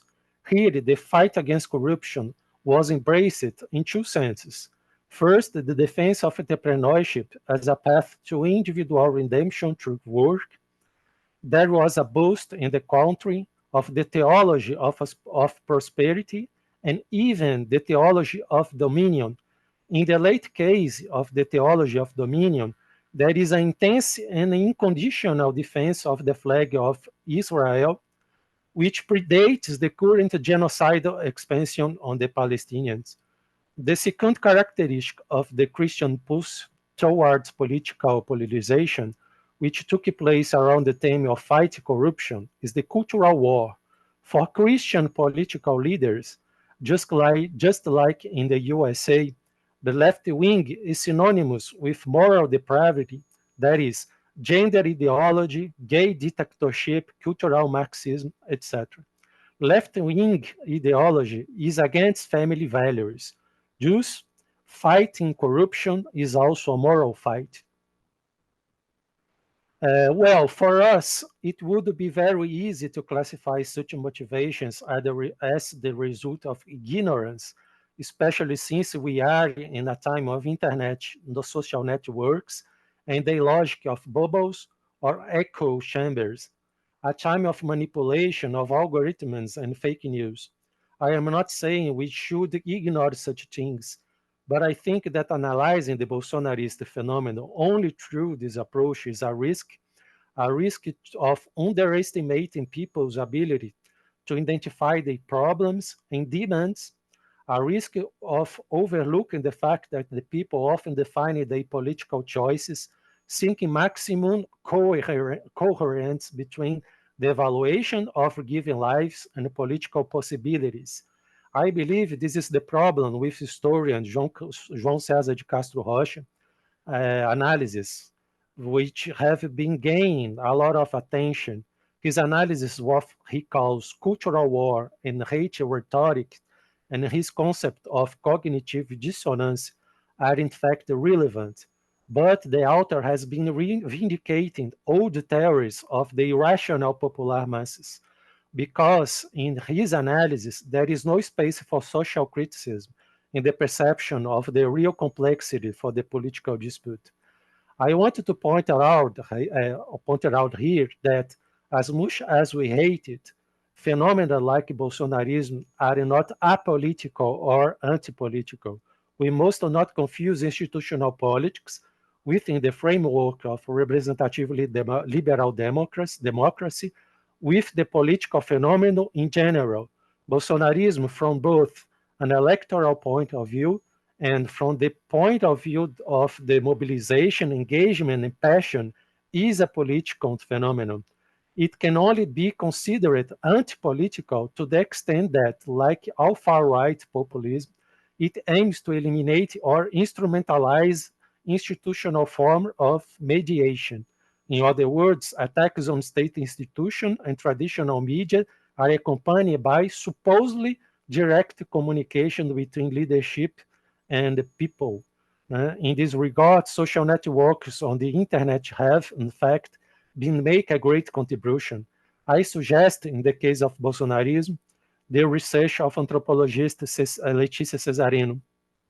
Another anthropologist, Rosana Pinheiro Machado, has also been producing very important studies in the recent context. She recognizes that the main emotions that drive Bolsonarism are anger and frustration. However, it shows that such feelings are in relation to a moment of crisis and broken expectations. The governments of Lula and Dilma left as a legacy a growth in income and consumption for popular classes, which at time of failing growth rates encourage more demands for public service, urban mobility, health, education, housing, etc. This was the spirit of the street movements in 2013. From 2014 onward, however, I pointed out, political agendas began to be co-opted by the motto of fight against corruption, which would turn against the PT Workers' Party governments. At this point, I highlight another factor left out of the analysis that aim to explain Bolsonarism as something simply the result of manipulation and disinformation. That is, the depolitization carried out by the institutional left, especially the Workers' Party itself. In other words, in addition to the problem of the political crisis that arose between 2013 and 2014, there was an exclusive focus on social measures carried out by the state. The problem is that such measures were tied to an economic boom cycle that predictably would not last long, having been based mainly on the export of commodities. There was, for example, no satisfactory investment in science and technology, while the country suffered, in relative terms, a process of deindustrialization. Traditional social movements traditionally linked to the Workers' Party, such as the Landless Workers Movement and the Insigo Workers Central, preferred accommodation with the government policies. Finally, the government, in Party's communication with the population, was limited to passivity with the media, accommodation with limited economic growth, and the encouragement of consumer citizenship. This emphasis on consumer citizenship was so central that even the idea of social justice was held hostage by economic indices, increased consumption, and income transfer programs. In addition, the institutional left wing left the issue of public security in the hands of the right. Being in power, including the states of the federation, the left wing reproduced the punitive model based on the war on drugs, which has been producing mass incarceration and proliferation of drug factions. The left wing did not have the capacity to produce an authentic national economic development plan, which was not dependent on the commodity export model. This last point is a vicious cycle. The Agricultural Congress bloc is one of the strongest in the National Congress and remains strong and influential as long as it maintains its influence on the economic policies of the executive power.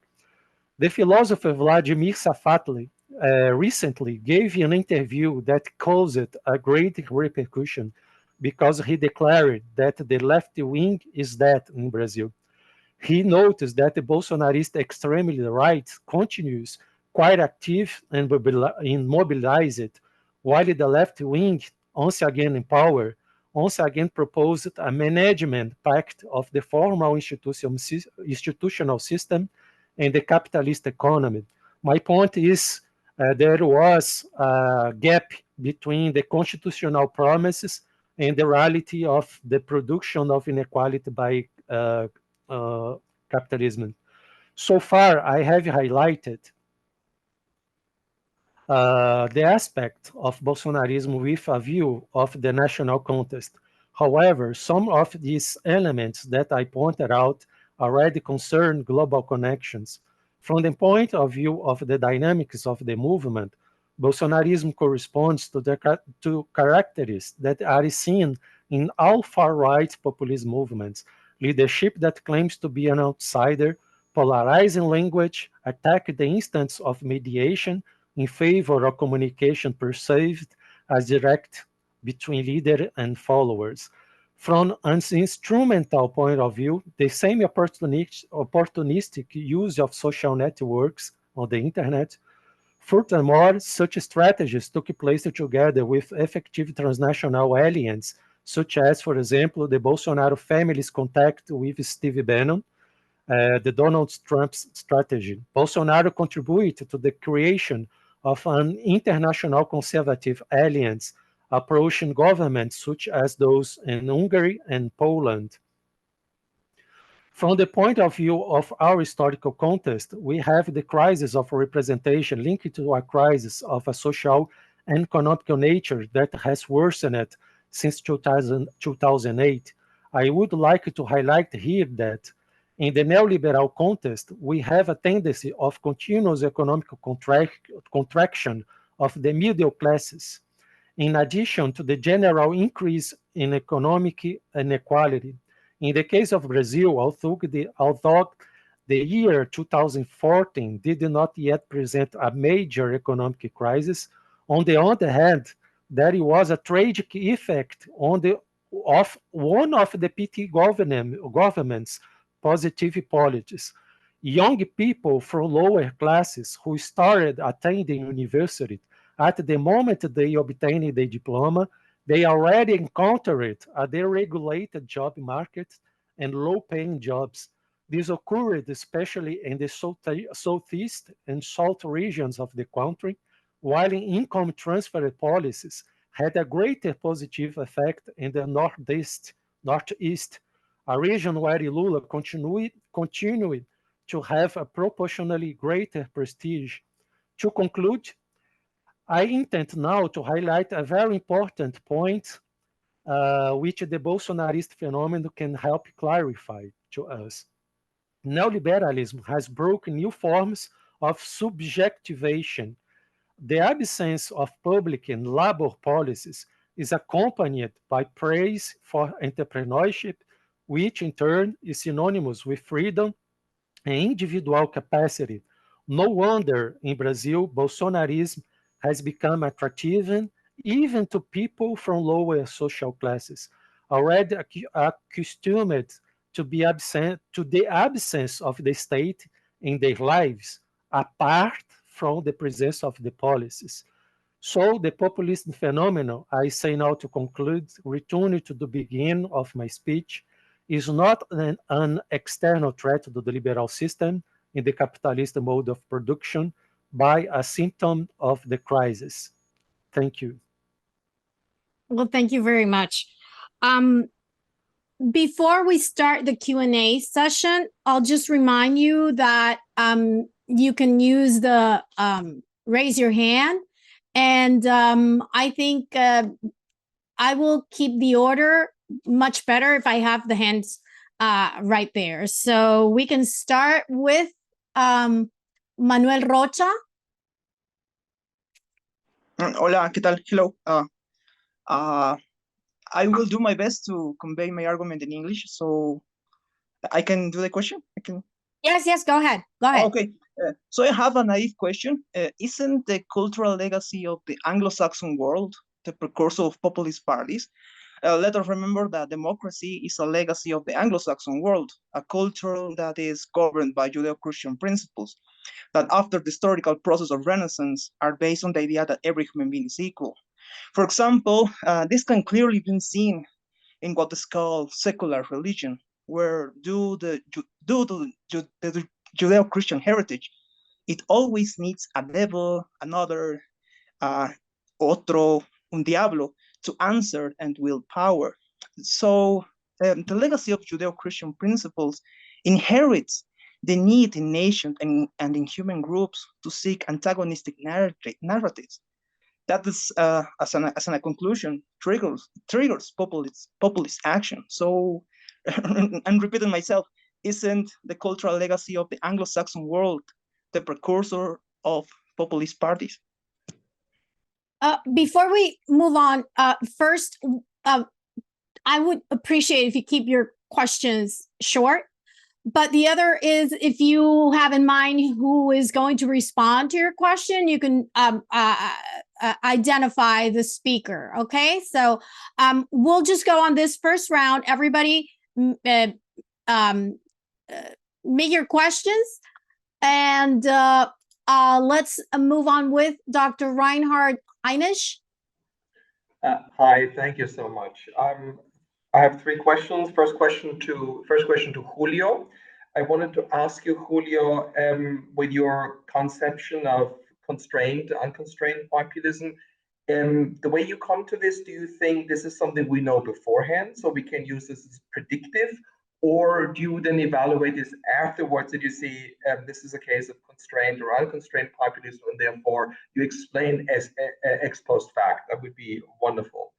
The second question I have is for Adriana. I'm just curious, in your case, could you maybe explain again the international dimension of populism by Chavez? Do you see that as populist, or do you see a populist who's simply using an international strategy? Or do you claim that the building an international alliance is inherently something populist, or is this simply an international strategy of a populist who's a populist in Venezuela? And lastly, for Victor, the last speaker, I was just curious if he had data or evidence about the claims that the people are the consumerist attitudes that the people have towards him, and what he bases his analysis on. Thank you very much. Okay, thank you. One more we're going to take from Esteban Davis Amaya.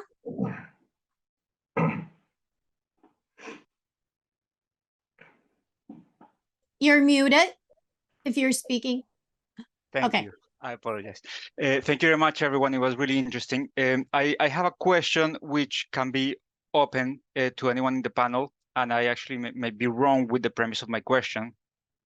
But it would seem to me that most of these populist leaders have left power in fairly peaceful ways, and that have not used conflict, especially international conflict, not internal, but international conflict, as a way to remain in power. Of course, we still have both Maduro and Ortega in power, and Maduro has suggested some sort of international conflict. But if we, for example, compare it to populists, like Putin as a populist, for example, it would be very, very different, that use of international conflict. So I was wondering whether I am correct in assuming this, or and what your views are on it. Thank you. Okay, since Manuel Rocha didn't identify a speaker, I would ask Dr. Munck, would you like to respond to his question? Or any other? I don't know. Yeah, let someone else try first. Okay. But I still need to go back on what I was left with earlier, if you remember. Okay. When I was cut off. I can offer a half a minute reply to that question. Okay. We have populism everywhere, in every single continent and under every single cultural tradition. So no, I will not equate populism as a legacy of the what it was, the Judeo-Christian tradition. It is more of a political practice found everywhere. There are places where the terrain is more fertile, like in Latin America, and where it's less fertile, I would say, like Africa or parts of Asia, but you can identify populist leaders, movements, ideologies everywhere. So now that we have you, would you respond to Dr. Yes, Heinisch? yes. I'll be more than happy, and I'm very grateful for that question, because precisely goes to the heart of my theory, right? I make the point that precisely we cannot tell ahead of time, ex ante, what variety of populism in power is going to develop, precisely because it's going to be the product of the political process that is going to emerge as the result of the populist leader trying to aggrandize his or her power. And that's why I will say it's a situation that we can determine ex post rather than ex ante, right?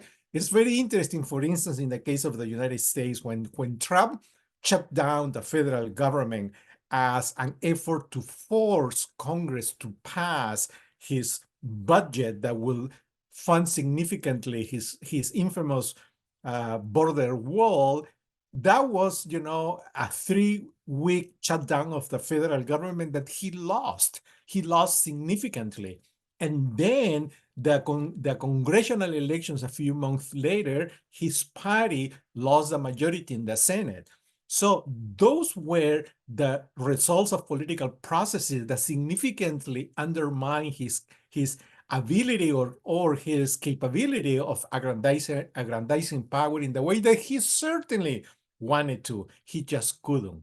But also because there were no permissive conditions available to him like there were in other cases. Like he did not have the 90% popularity approval that somebody like Bukele has today. He was barely in the mid-30s, and there was no collapse of the traditional party system. Still, the Democratic Party was not only strong, but it was able to contest the dominance of the Republican Party in both houses of Congress. So yeah, unconstrained populism is something that we can tell after the outcome of a major political confrontation that is going to occur once the president or the populist leader tries to upset the status quo.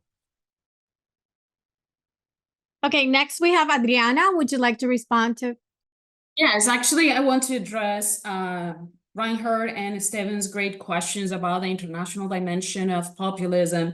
I think that Reinhard was asking about the international dimension, whether building alliances is actually a populist strategy in the case of Hugo Chavez. I mean, creating corporations and alliances is not necessarily a populist thing, right? In international relations, you are constantly, whether you are a populist or not, creating, you know, cooperation with countries that are going to benefit your economy or are going to benefit, you know, your political goals, right?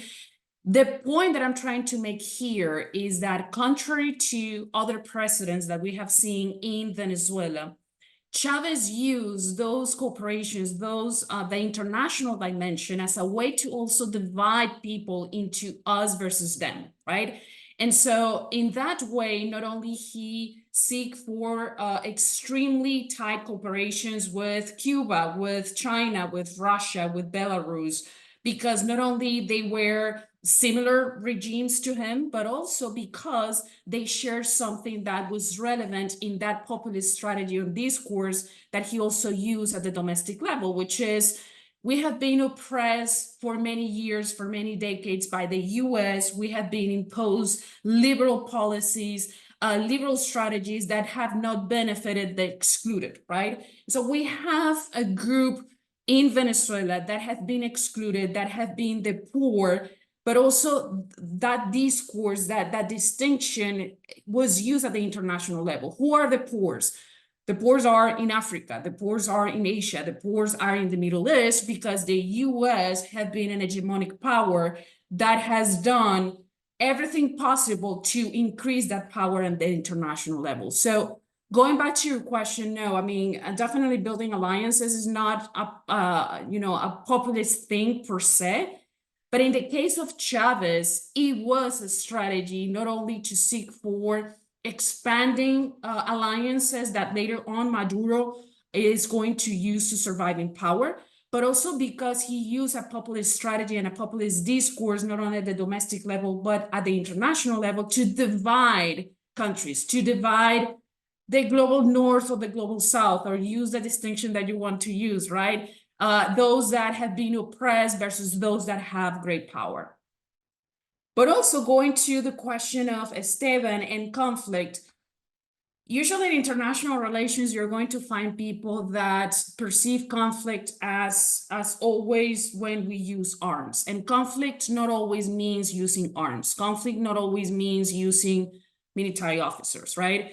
If you look at what, for example, Hugo Chavez did in foreign policy, he was in a constant conflict with the United States, even when, of course, they were not using, arms and they were not using officers. Also, you're going to see that the Chavez also was in constant conflict with regional organizations like the and other countries in Latin America that were not aligned to the Bolivarian revolution of socialism, right? So conflict is not something that we need to think about in terms of armed conflict, but also conflict when, for example, you cut relationships with another regime just because they are not aligned in political terms with you, right?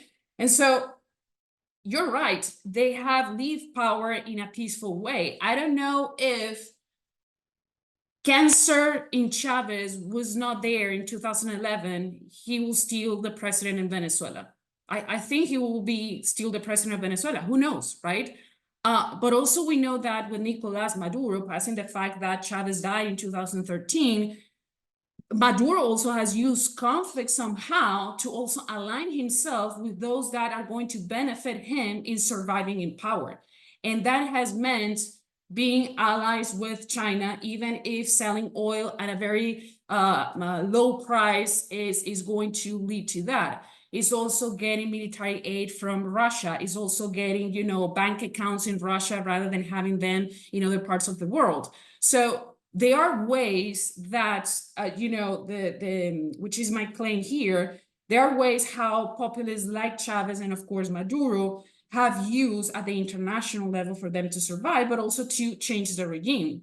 And that's why we see authoritarian populism in Venezuela. So your question is, yes, they have lived power peacefully for the most part, but also we have seen conflictual rhetoric and conflictual relationship when it comes to Maduro and Chavez, because they have used that conflict not only to make a point of their leadership in the case of Chavez, but also to align themselves with those that are with them versus those that are against them at the international level.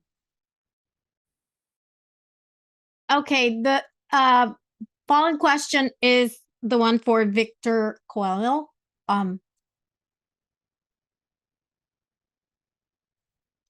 From Heinisch, Dr. Heinisch. Do you remember the question, or do you want to? Yes, okay. If I understood the question, thank you, Heinisch. The question is about consumer citizenship. I think is that. So Dilma Rousseff herself, namely the people from C and D classes, this is a classification from Brazil, C and D classes that got income increase during the governments, PT governments. Dilma Rousseff, namely these people, has new middle classes. And all the discussion made from the PT government PT was involved. Think like consumer, created more employed. It's okay, it's not a problem. But themes linked to the history of left struggle remained in the background. I'm referring here, for example, to a struggle for agrarian reform and taxes justice, the reform of the armed forces regiment, etc. I remember in the epoch of the PT government, we talking about these topics. The supporters of Lula and Dilma have said, you are dreaming of socialist revolution. So this is pointed that namely a process of depoliticization. Okay, I don't know if I made myself clear. There is another question in the chat. Sorry, I can't pronunciate his name in my colleague. Professor Victor, about Bolsonaro banning from politics. I think, my friend, that Bolsonaro is going to be arrested, but the discussion here now is we think that Bolsonarism as ideology will survive to Bolsonaro. Okay, is the point now. because Bolsonarism, the mobilization is very strong. And I think even with Bolsonaro arrested, the people will not want demobilize it. Okay. Great, thank you. So we have 3 more questions from our fellow Dr. Bulent Keynes. Do you want to address them? It's for Reinhard, Heinisch, and Andrés Laguna Tapia. 3 questions. Would you like to address them? Yes, thank you very much for these insightful presentations delivered by our respected panelists and discussions administered by Maria. Thank you very much. My questions are for Professor Reinhard Heinisch and Professor Andrés Laguna Tapia. My first question is, how do you reconcile Milei's self-identifications as a liberal libertarian with the characteristics typically associated with populism or partial populism, particularly considering his focus on individual freedom and rejection of collectivist politics? And an extra question about this partial populism, I couldn't exactly understand what it means, because all populists sometimes full populist and sometimes more reasonable and follow reasonable policies. So how could we make that the differentiation about full-fledged populist and partial populist? My second question, given Milei's emphasis on the diagnostic and motivational framing in his discourse, do you believe he employs other populist frames besides anti-elitism, especially considering his alignment with libertarianism and echoes of conservative sentiments on certain issues? So it is a kind of dilemma. Third, how do you distinguish between strategic politics and populist politics, particularly considering Milei's use of personalistic leadership and aims to challenge established elites as a loco? Thank you. Thank you very much. Of course, this is just my answer, and Andrés, I think, may give a different answer. I think your questions make our case, because you're actually supporting what we're trying to say. Researchers come to the conclusion he's a partial populist, and that may not make much sense as a concept. But what is a half populist?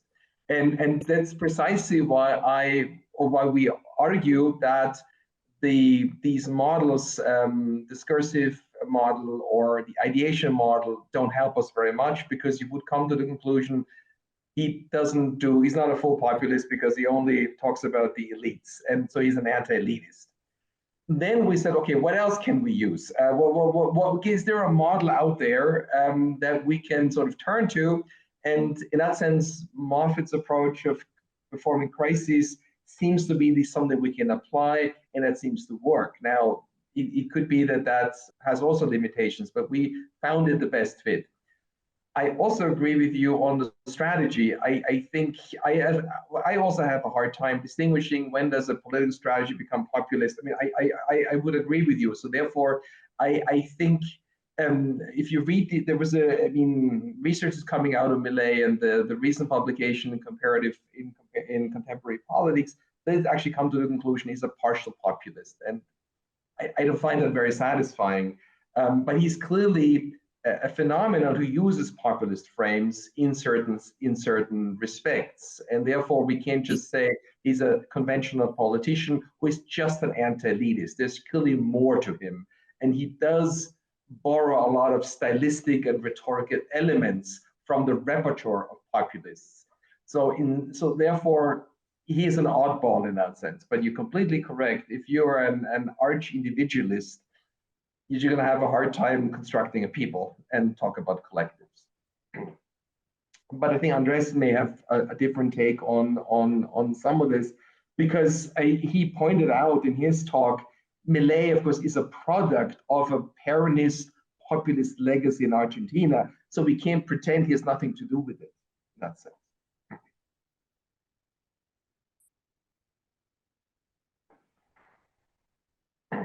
Sorry, I was muted.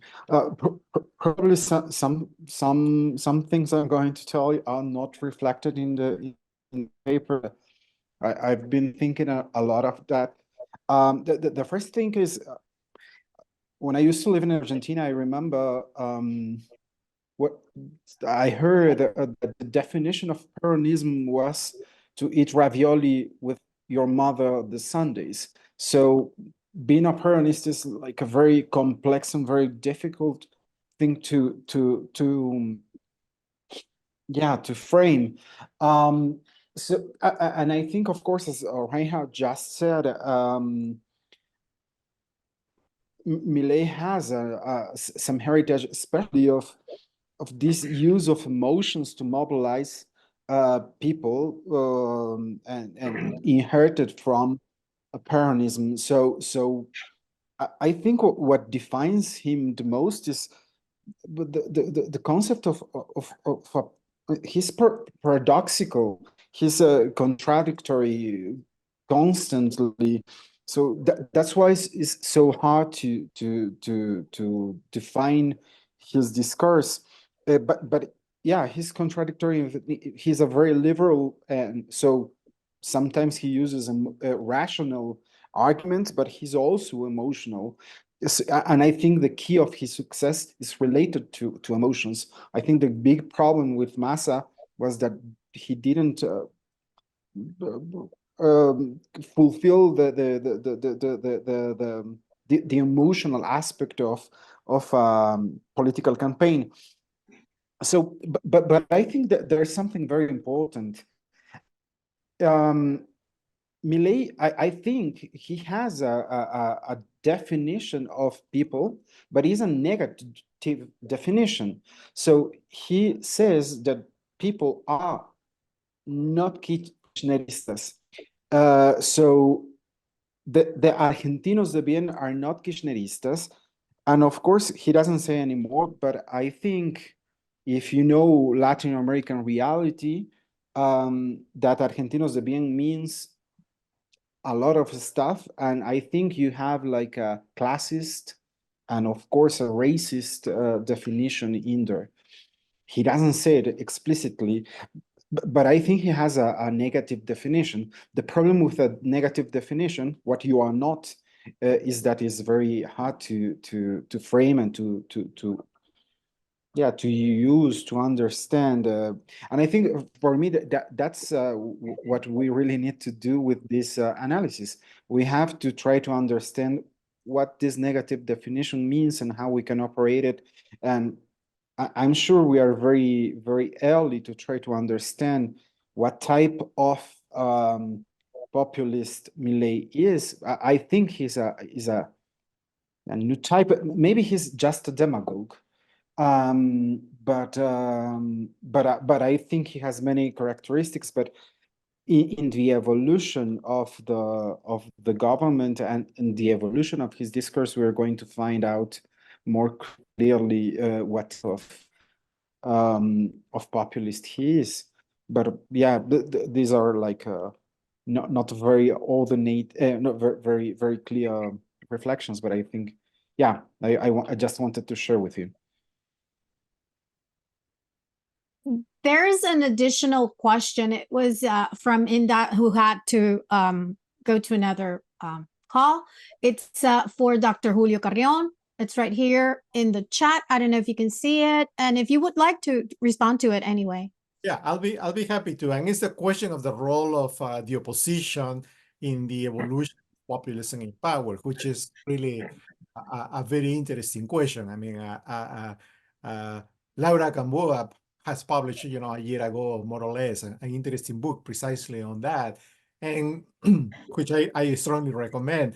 But what I will add is that I argue that two critical conditions allow the emergence of populism, or allow the election of a populist to power. One is mass political discontent, which is a different way of saying a crisis of political representation. And the second is elite disarray, the collapse of traditional party organizations, which is also associated with the crisis of political representation. But these critical antecedents are not dichotomous, meaning they are not either or, meaning they are present or they are absent, right? There are degrees of difference, and those degrees of difference have a causal effect on the ability that populist leaders have to enhance or aggrandize their power. For instance, in Colombia and in the United States, the opposition still had a significant political influence in and attraction to significant parts of the masses. Therefore, the populist leader had a much more restricted political space to aggrandize their power. Whereas in places like Peru, for instance, when Fujimori was elected, the political parties were completely in disarray. They collapsed. And it took about a decade until the opposition could rebuild itself with different candidates and along different platforms. So again, the role of the opposition has to be seen in dynamic terms. Now, the opposition has significant problems or obstacles or barriers or challenges when confronting populist leaders. First of all, many of them are discredited. They were the ones who had power before, and the reason why they are out of power is because people didn't like them, so they voted them out of office. Also, they have significant ideological and political differences. So the question of the unity of the opposition to confront populism is always a problem, like in the case of Bolivia. I mean, the fact that Evo Morales had to leave power in 2019 when he forced his electoral fraud was not driven by political parties of the opposition. It was a civil unrest. It was people who took to the streets and put him out. And so it's the opposition has significant challenges, but when they rally around a single candidate, they pose a significant threat to populism in power. That doesn't mean that they are going to triumph. I mean, look at what happened in Nicaragua in 2021 when the opposition started rallying around the figure of Cristiana Chamorro. Ortega was quite scared, and he thought, oh, I lost against her mother in 1990. I'm not going to lose against her in 2021, right? And he disqualified her and accused her of money laundering. So it is a variable. The role of the opposition under populism is a variable that depends on how discredited they are, how willing they are to come together, and what are the kind of political capabilities that they might have. Is it only influence in the media, or is also the ability to attract mass following, right? So that would be my general reaction. Thank you very much. Now we have Bullet.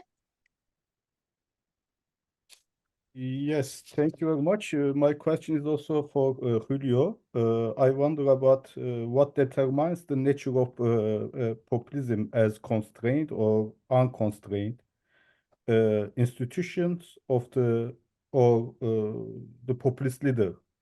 I mean, the resilience of the institutions and the democracy, or the intentions of the populist leader. What determines the constrained and unconstrained nature of populism?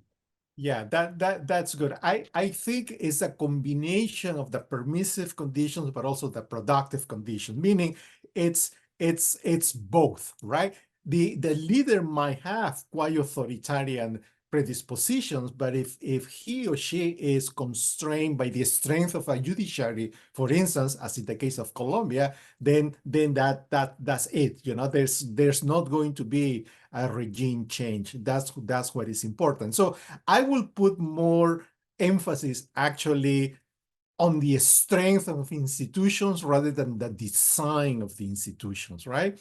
But also the willingness of the political actors, or the ability of the political actors to literally constrain the populist president. What happened in El Salvador with Bukele is very interesting. When he won the presidency for the first time, he didn't have a congressional majority. As soon as he got his congressional majority, which is a permissive condition, the support of the public, he moved immediately against the constitutional chamber of the Supreme Court to allow him to basically get rid of them. Right? His allies passed a law in Congress to dismiss this constitutional chamber. And what did he do? He sent the police to basically remove them from the building where they were, even though that very constitutional chamber had declared that law unconstitutional. But those poor judges didn't have the police behind them. Those who were managing the police was Bukele. So, the power of the state, what are you going to do, right? I mean, how are you going to confront people with guns when you only have the book of laws on your side? That's what I mean by the strength of the institution, because the Salvadorian constitution is pretty much, it had all these check and balances and all of that. Bukele just trampled over them. And there was no significant power inside the country to prevent that from happening, because he was quite popular. The opposition had lost congressional majority, and the legislature removed completely those judges that were opposing the aggrandizement of power in El Salvador.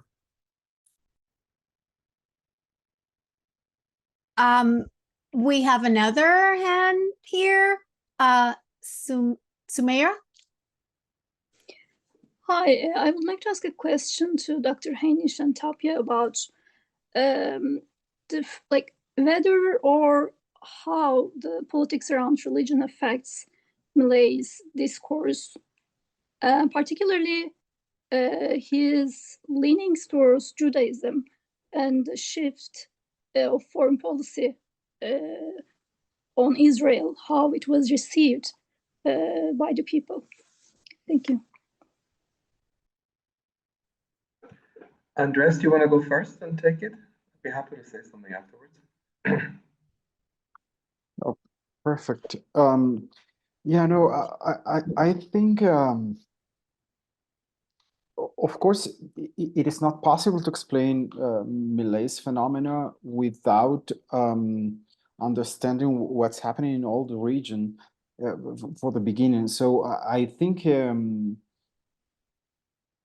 this position, for me, it is very hard to differentiate what is true and what is imposed in him, and I think some of his positions in international politics are related to differentiate him from Kirchnerismo, and I think that disruptiveness sometimes is a reaction to what preceded him, and to differentiate him from socialism from 21st century, as they call it.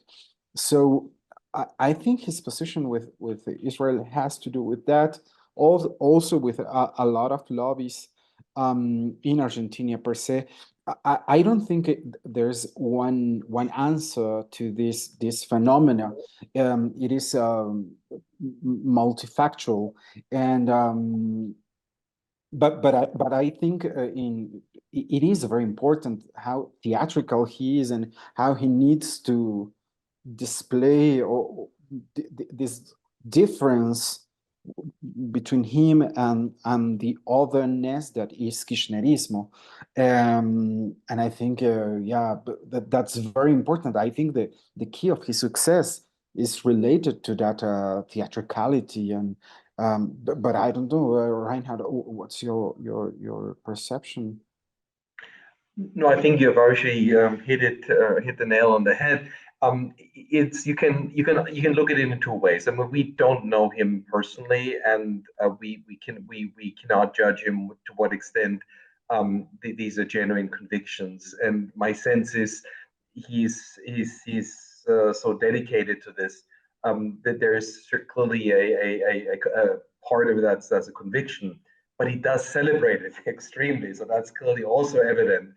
And this is a bit odd because normally you would assume populists would pursue popular things, because he also has sort of attacked the Pope, or as in a discourse, and where he was critical of the Pope, and he's gone out of his way to defend Israel and to take a position at a time when you would say politically it's not very expedient because you want to signal that you are presidential material. So to have such an exposed position, normally we were surprised that populists would do that. But I think Andrés has sort of given the answer. If you were looking for an explanation, it could be to draw a contrast that he's different from the previous two fronts in Argentina, the Kirchnerists and the anti-Kirchnerists, and to be sort of this other person to establish his otherness. Clearly, it helps him internationally. There's clearly that aspect to it, but I think it is probably a combination of defining himself as being different, personal conviction, and a way to align himself with international forces, where he wants to be on one side and where he sees Brazil and many other countries in the global south on the other side, and that sort of helps him pursue that identity and strengthen that.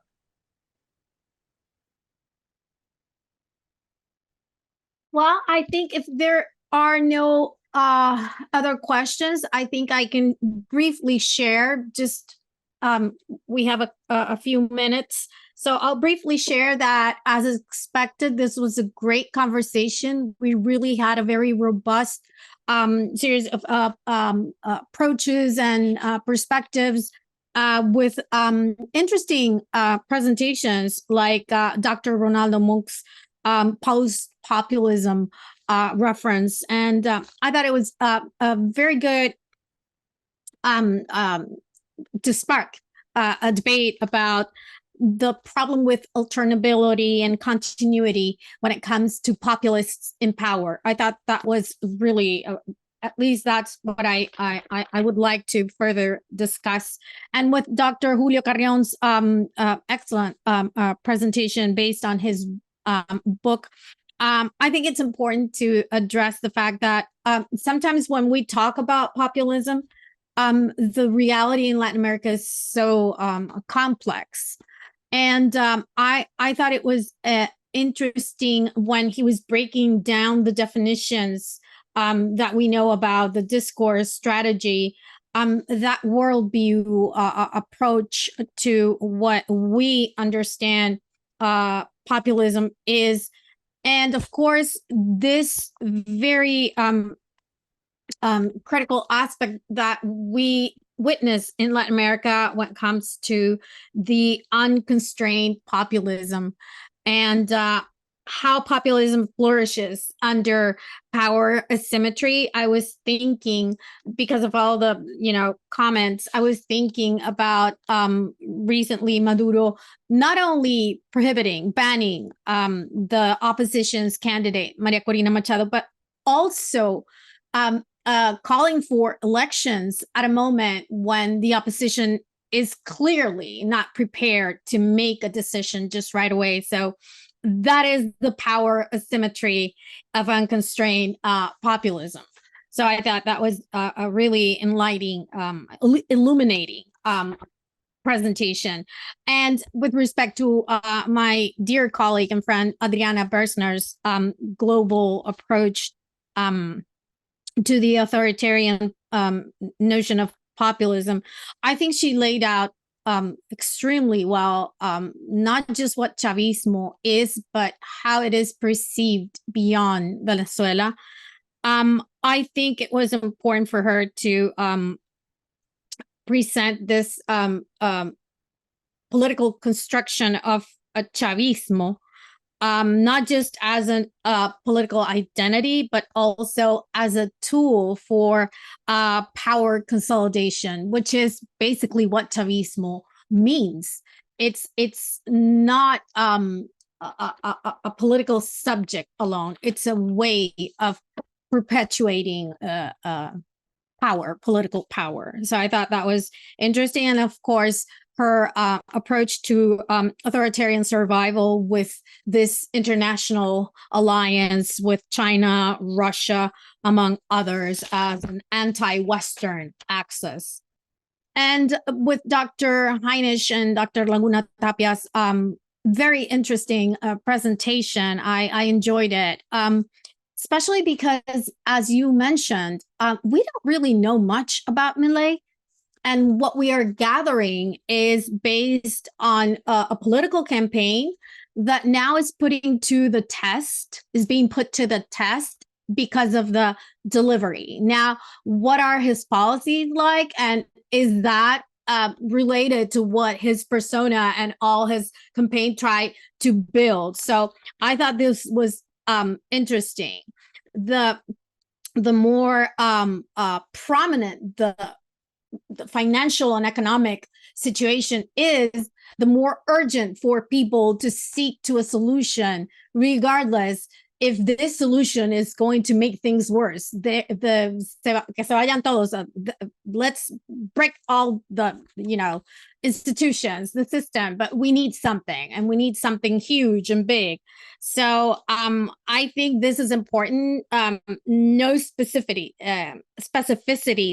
no dense or robust political construction.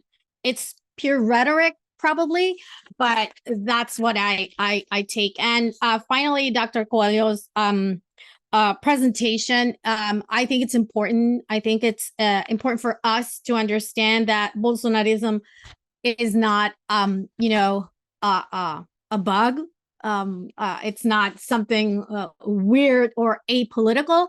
This is a political expression, and we shouldn't underestimate not just Bolsonarism, but I saw it in general as a very broad presentation of introduction to a theme, which is that we are currently and continuously underestimating expressions, political expressions like Trumpism or Bolsonarism or Bucalism. And we are going to be surprised about not just the resilience and strength, but the penetration of these political expressions. So I thought that was a very thought-provoking conversation and presentation in general from all of our speakers. So I would like to leave it to Luca for the closing of the session. And thank you all for joining the panel and for the invitation. Thank you, Bullet. Yes, let me echo that. Thank you very much to all the panelists. I thought it was great. Really, really insightful, really interesting perspectives on all of them. Thank you to our wonderful moderator for managing so well the entire session, and yes, just a great moderation in general. Thank you to the organizers. So again, yes, thank you, Dr. Kenneth. Great panel. And finally, thank you to all of you, the attendees, who made this panel interactive and contributed with your remarks, your questions, and really gave us a lot of food for thought. So mark your calendars for the next session. That is March 28th, and we will be discussing forces shaping populism, authoritarianism, and democracy in South Korea, North Korea, and Mongolia. We look forward to seeing you there, and thank you very much again for this great discussion. Have a good day.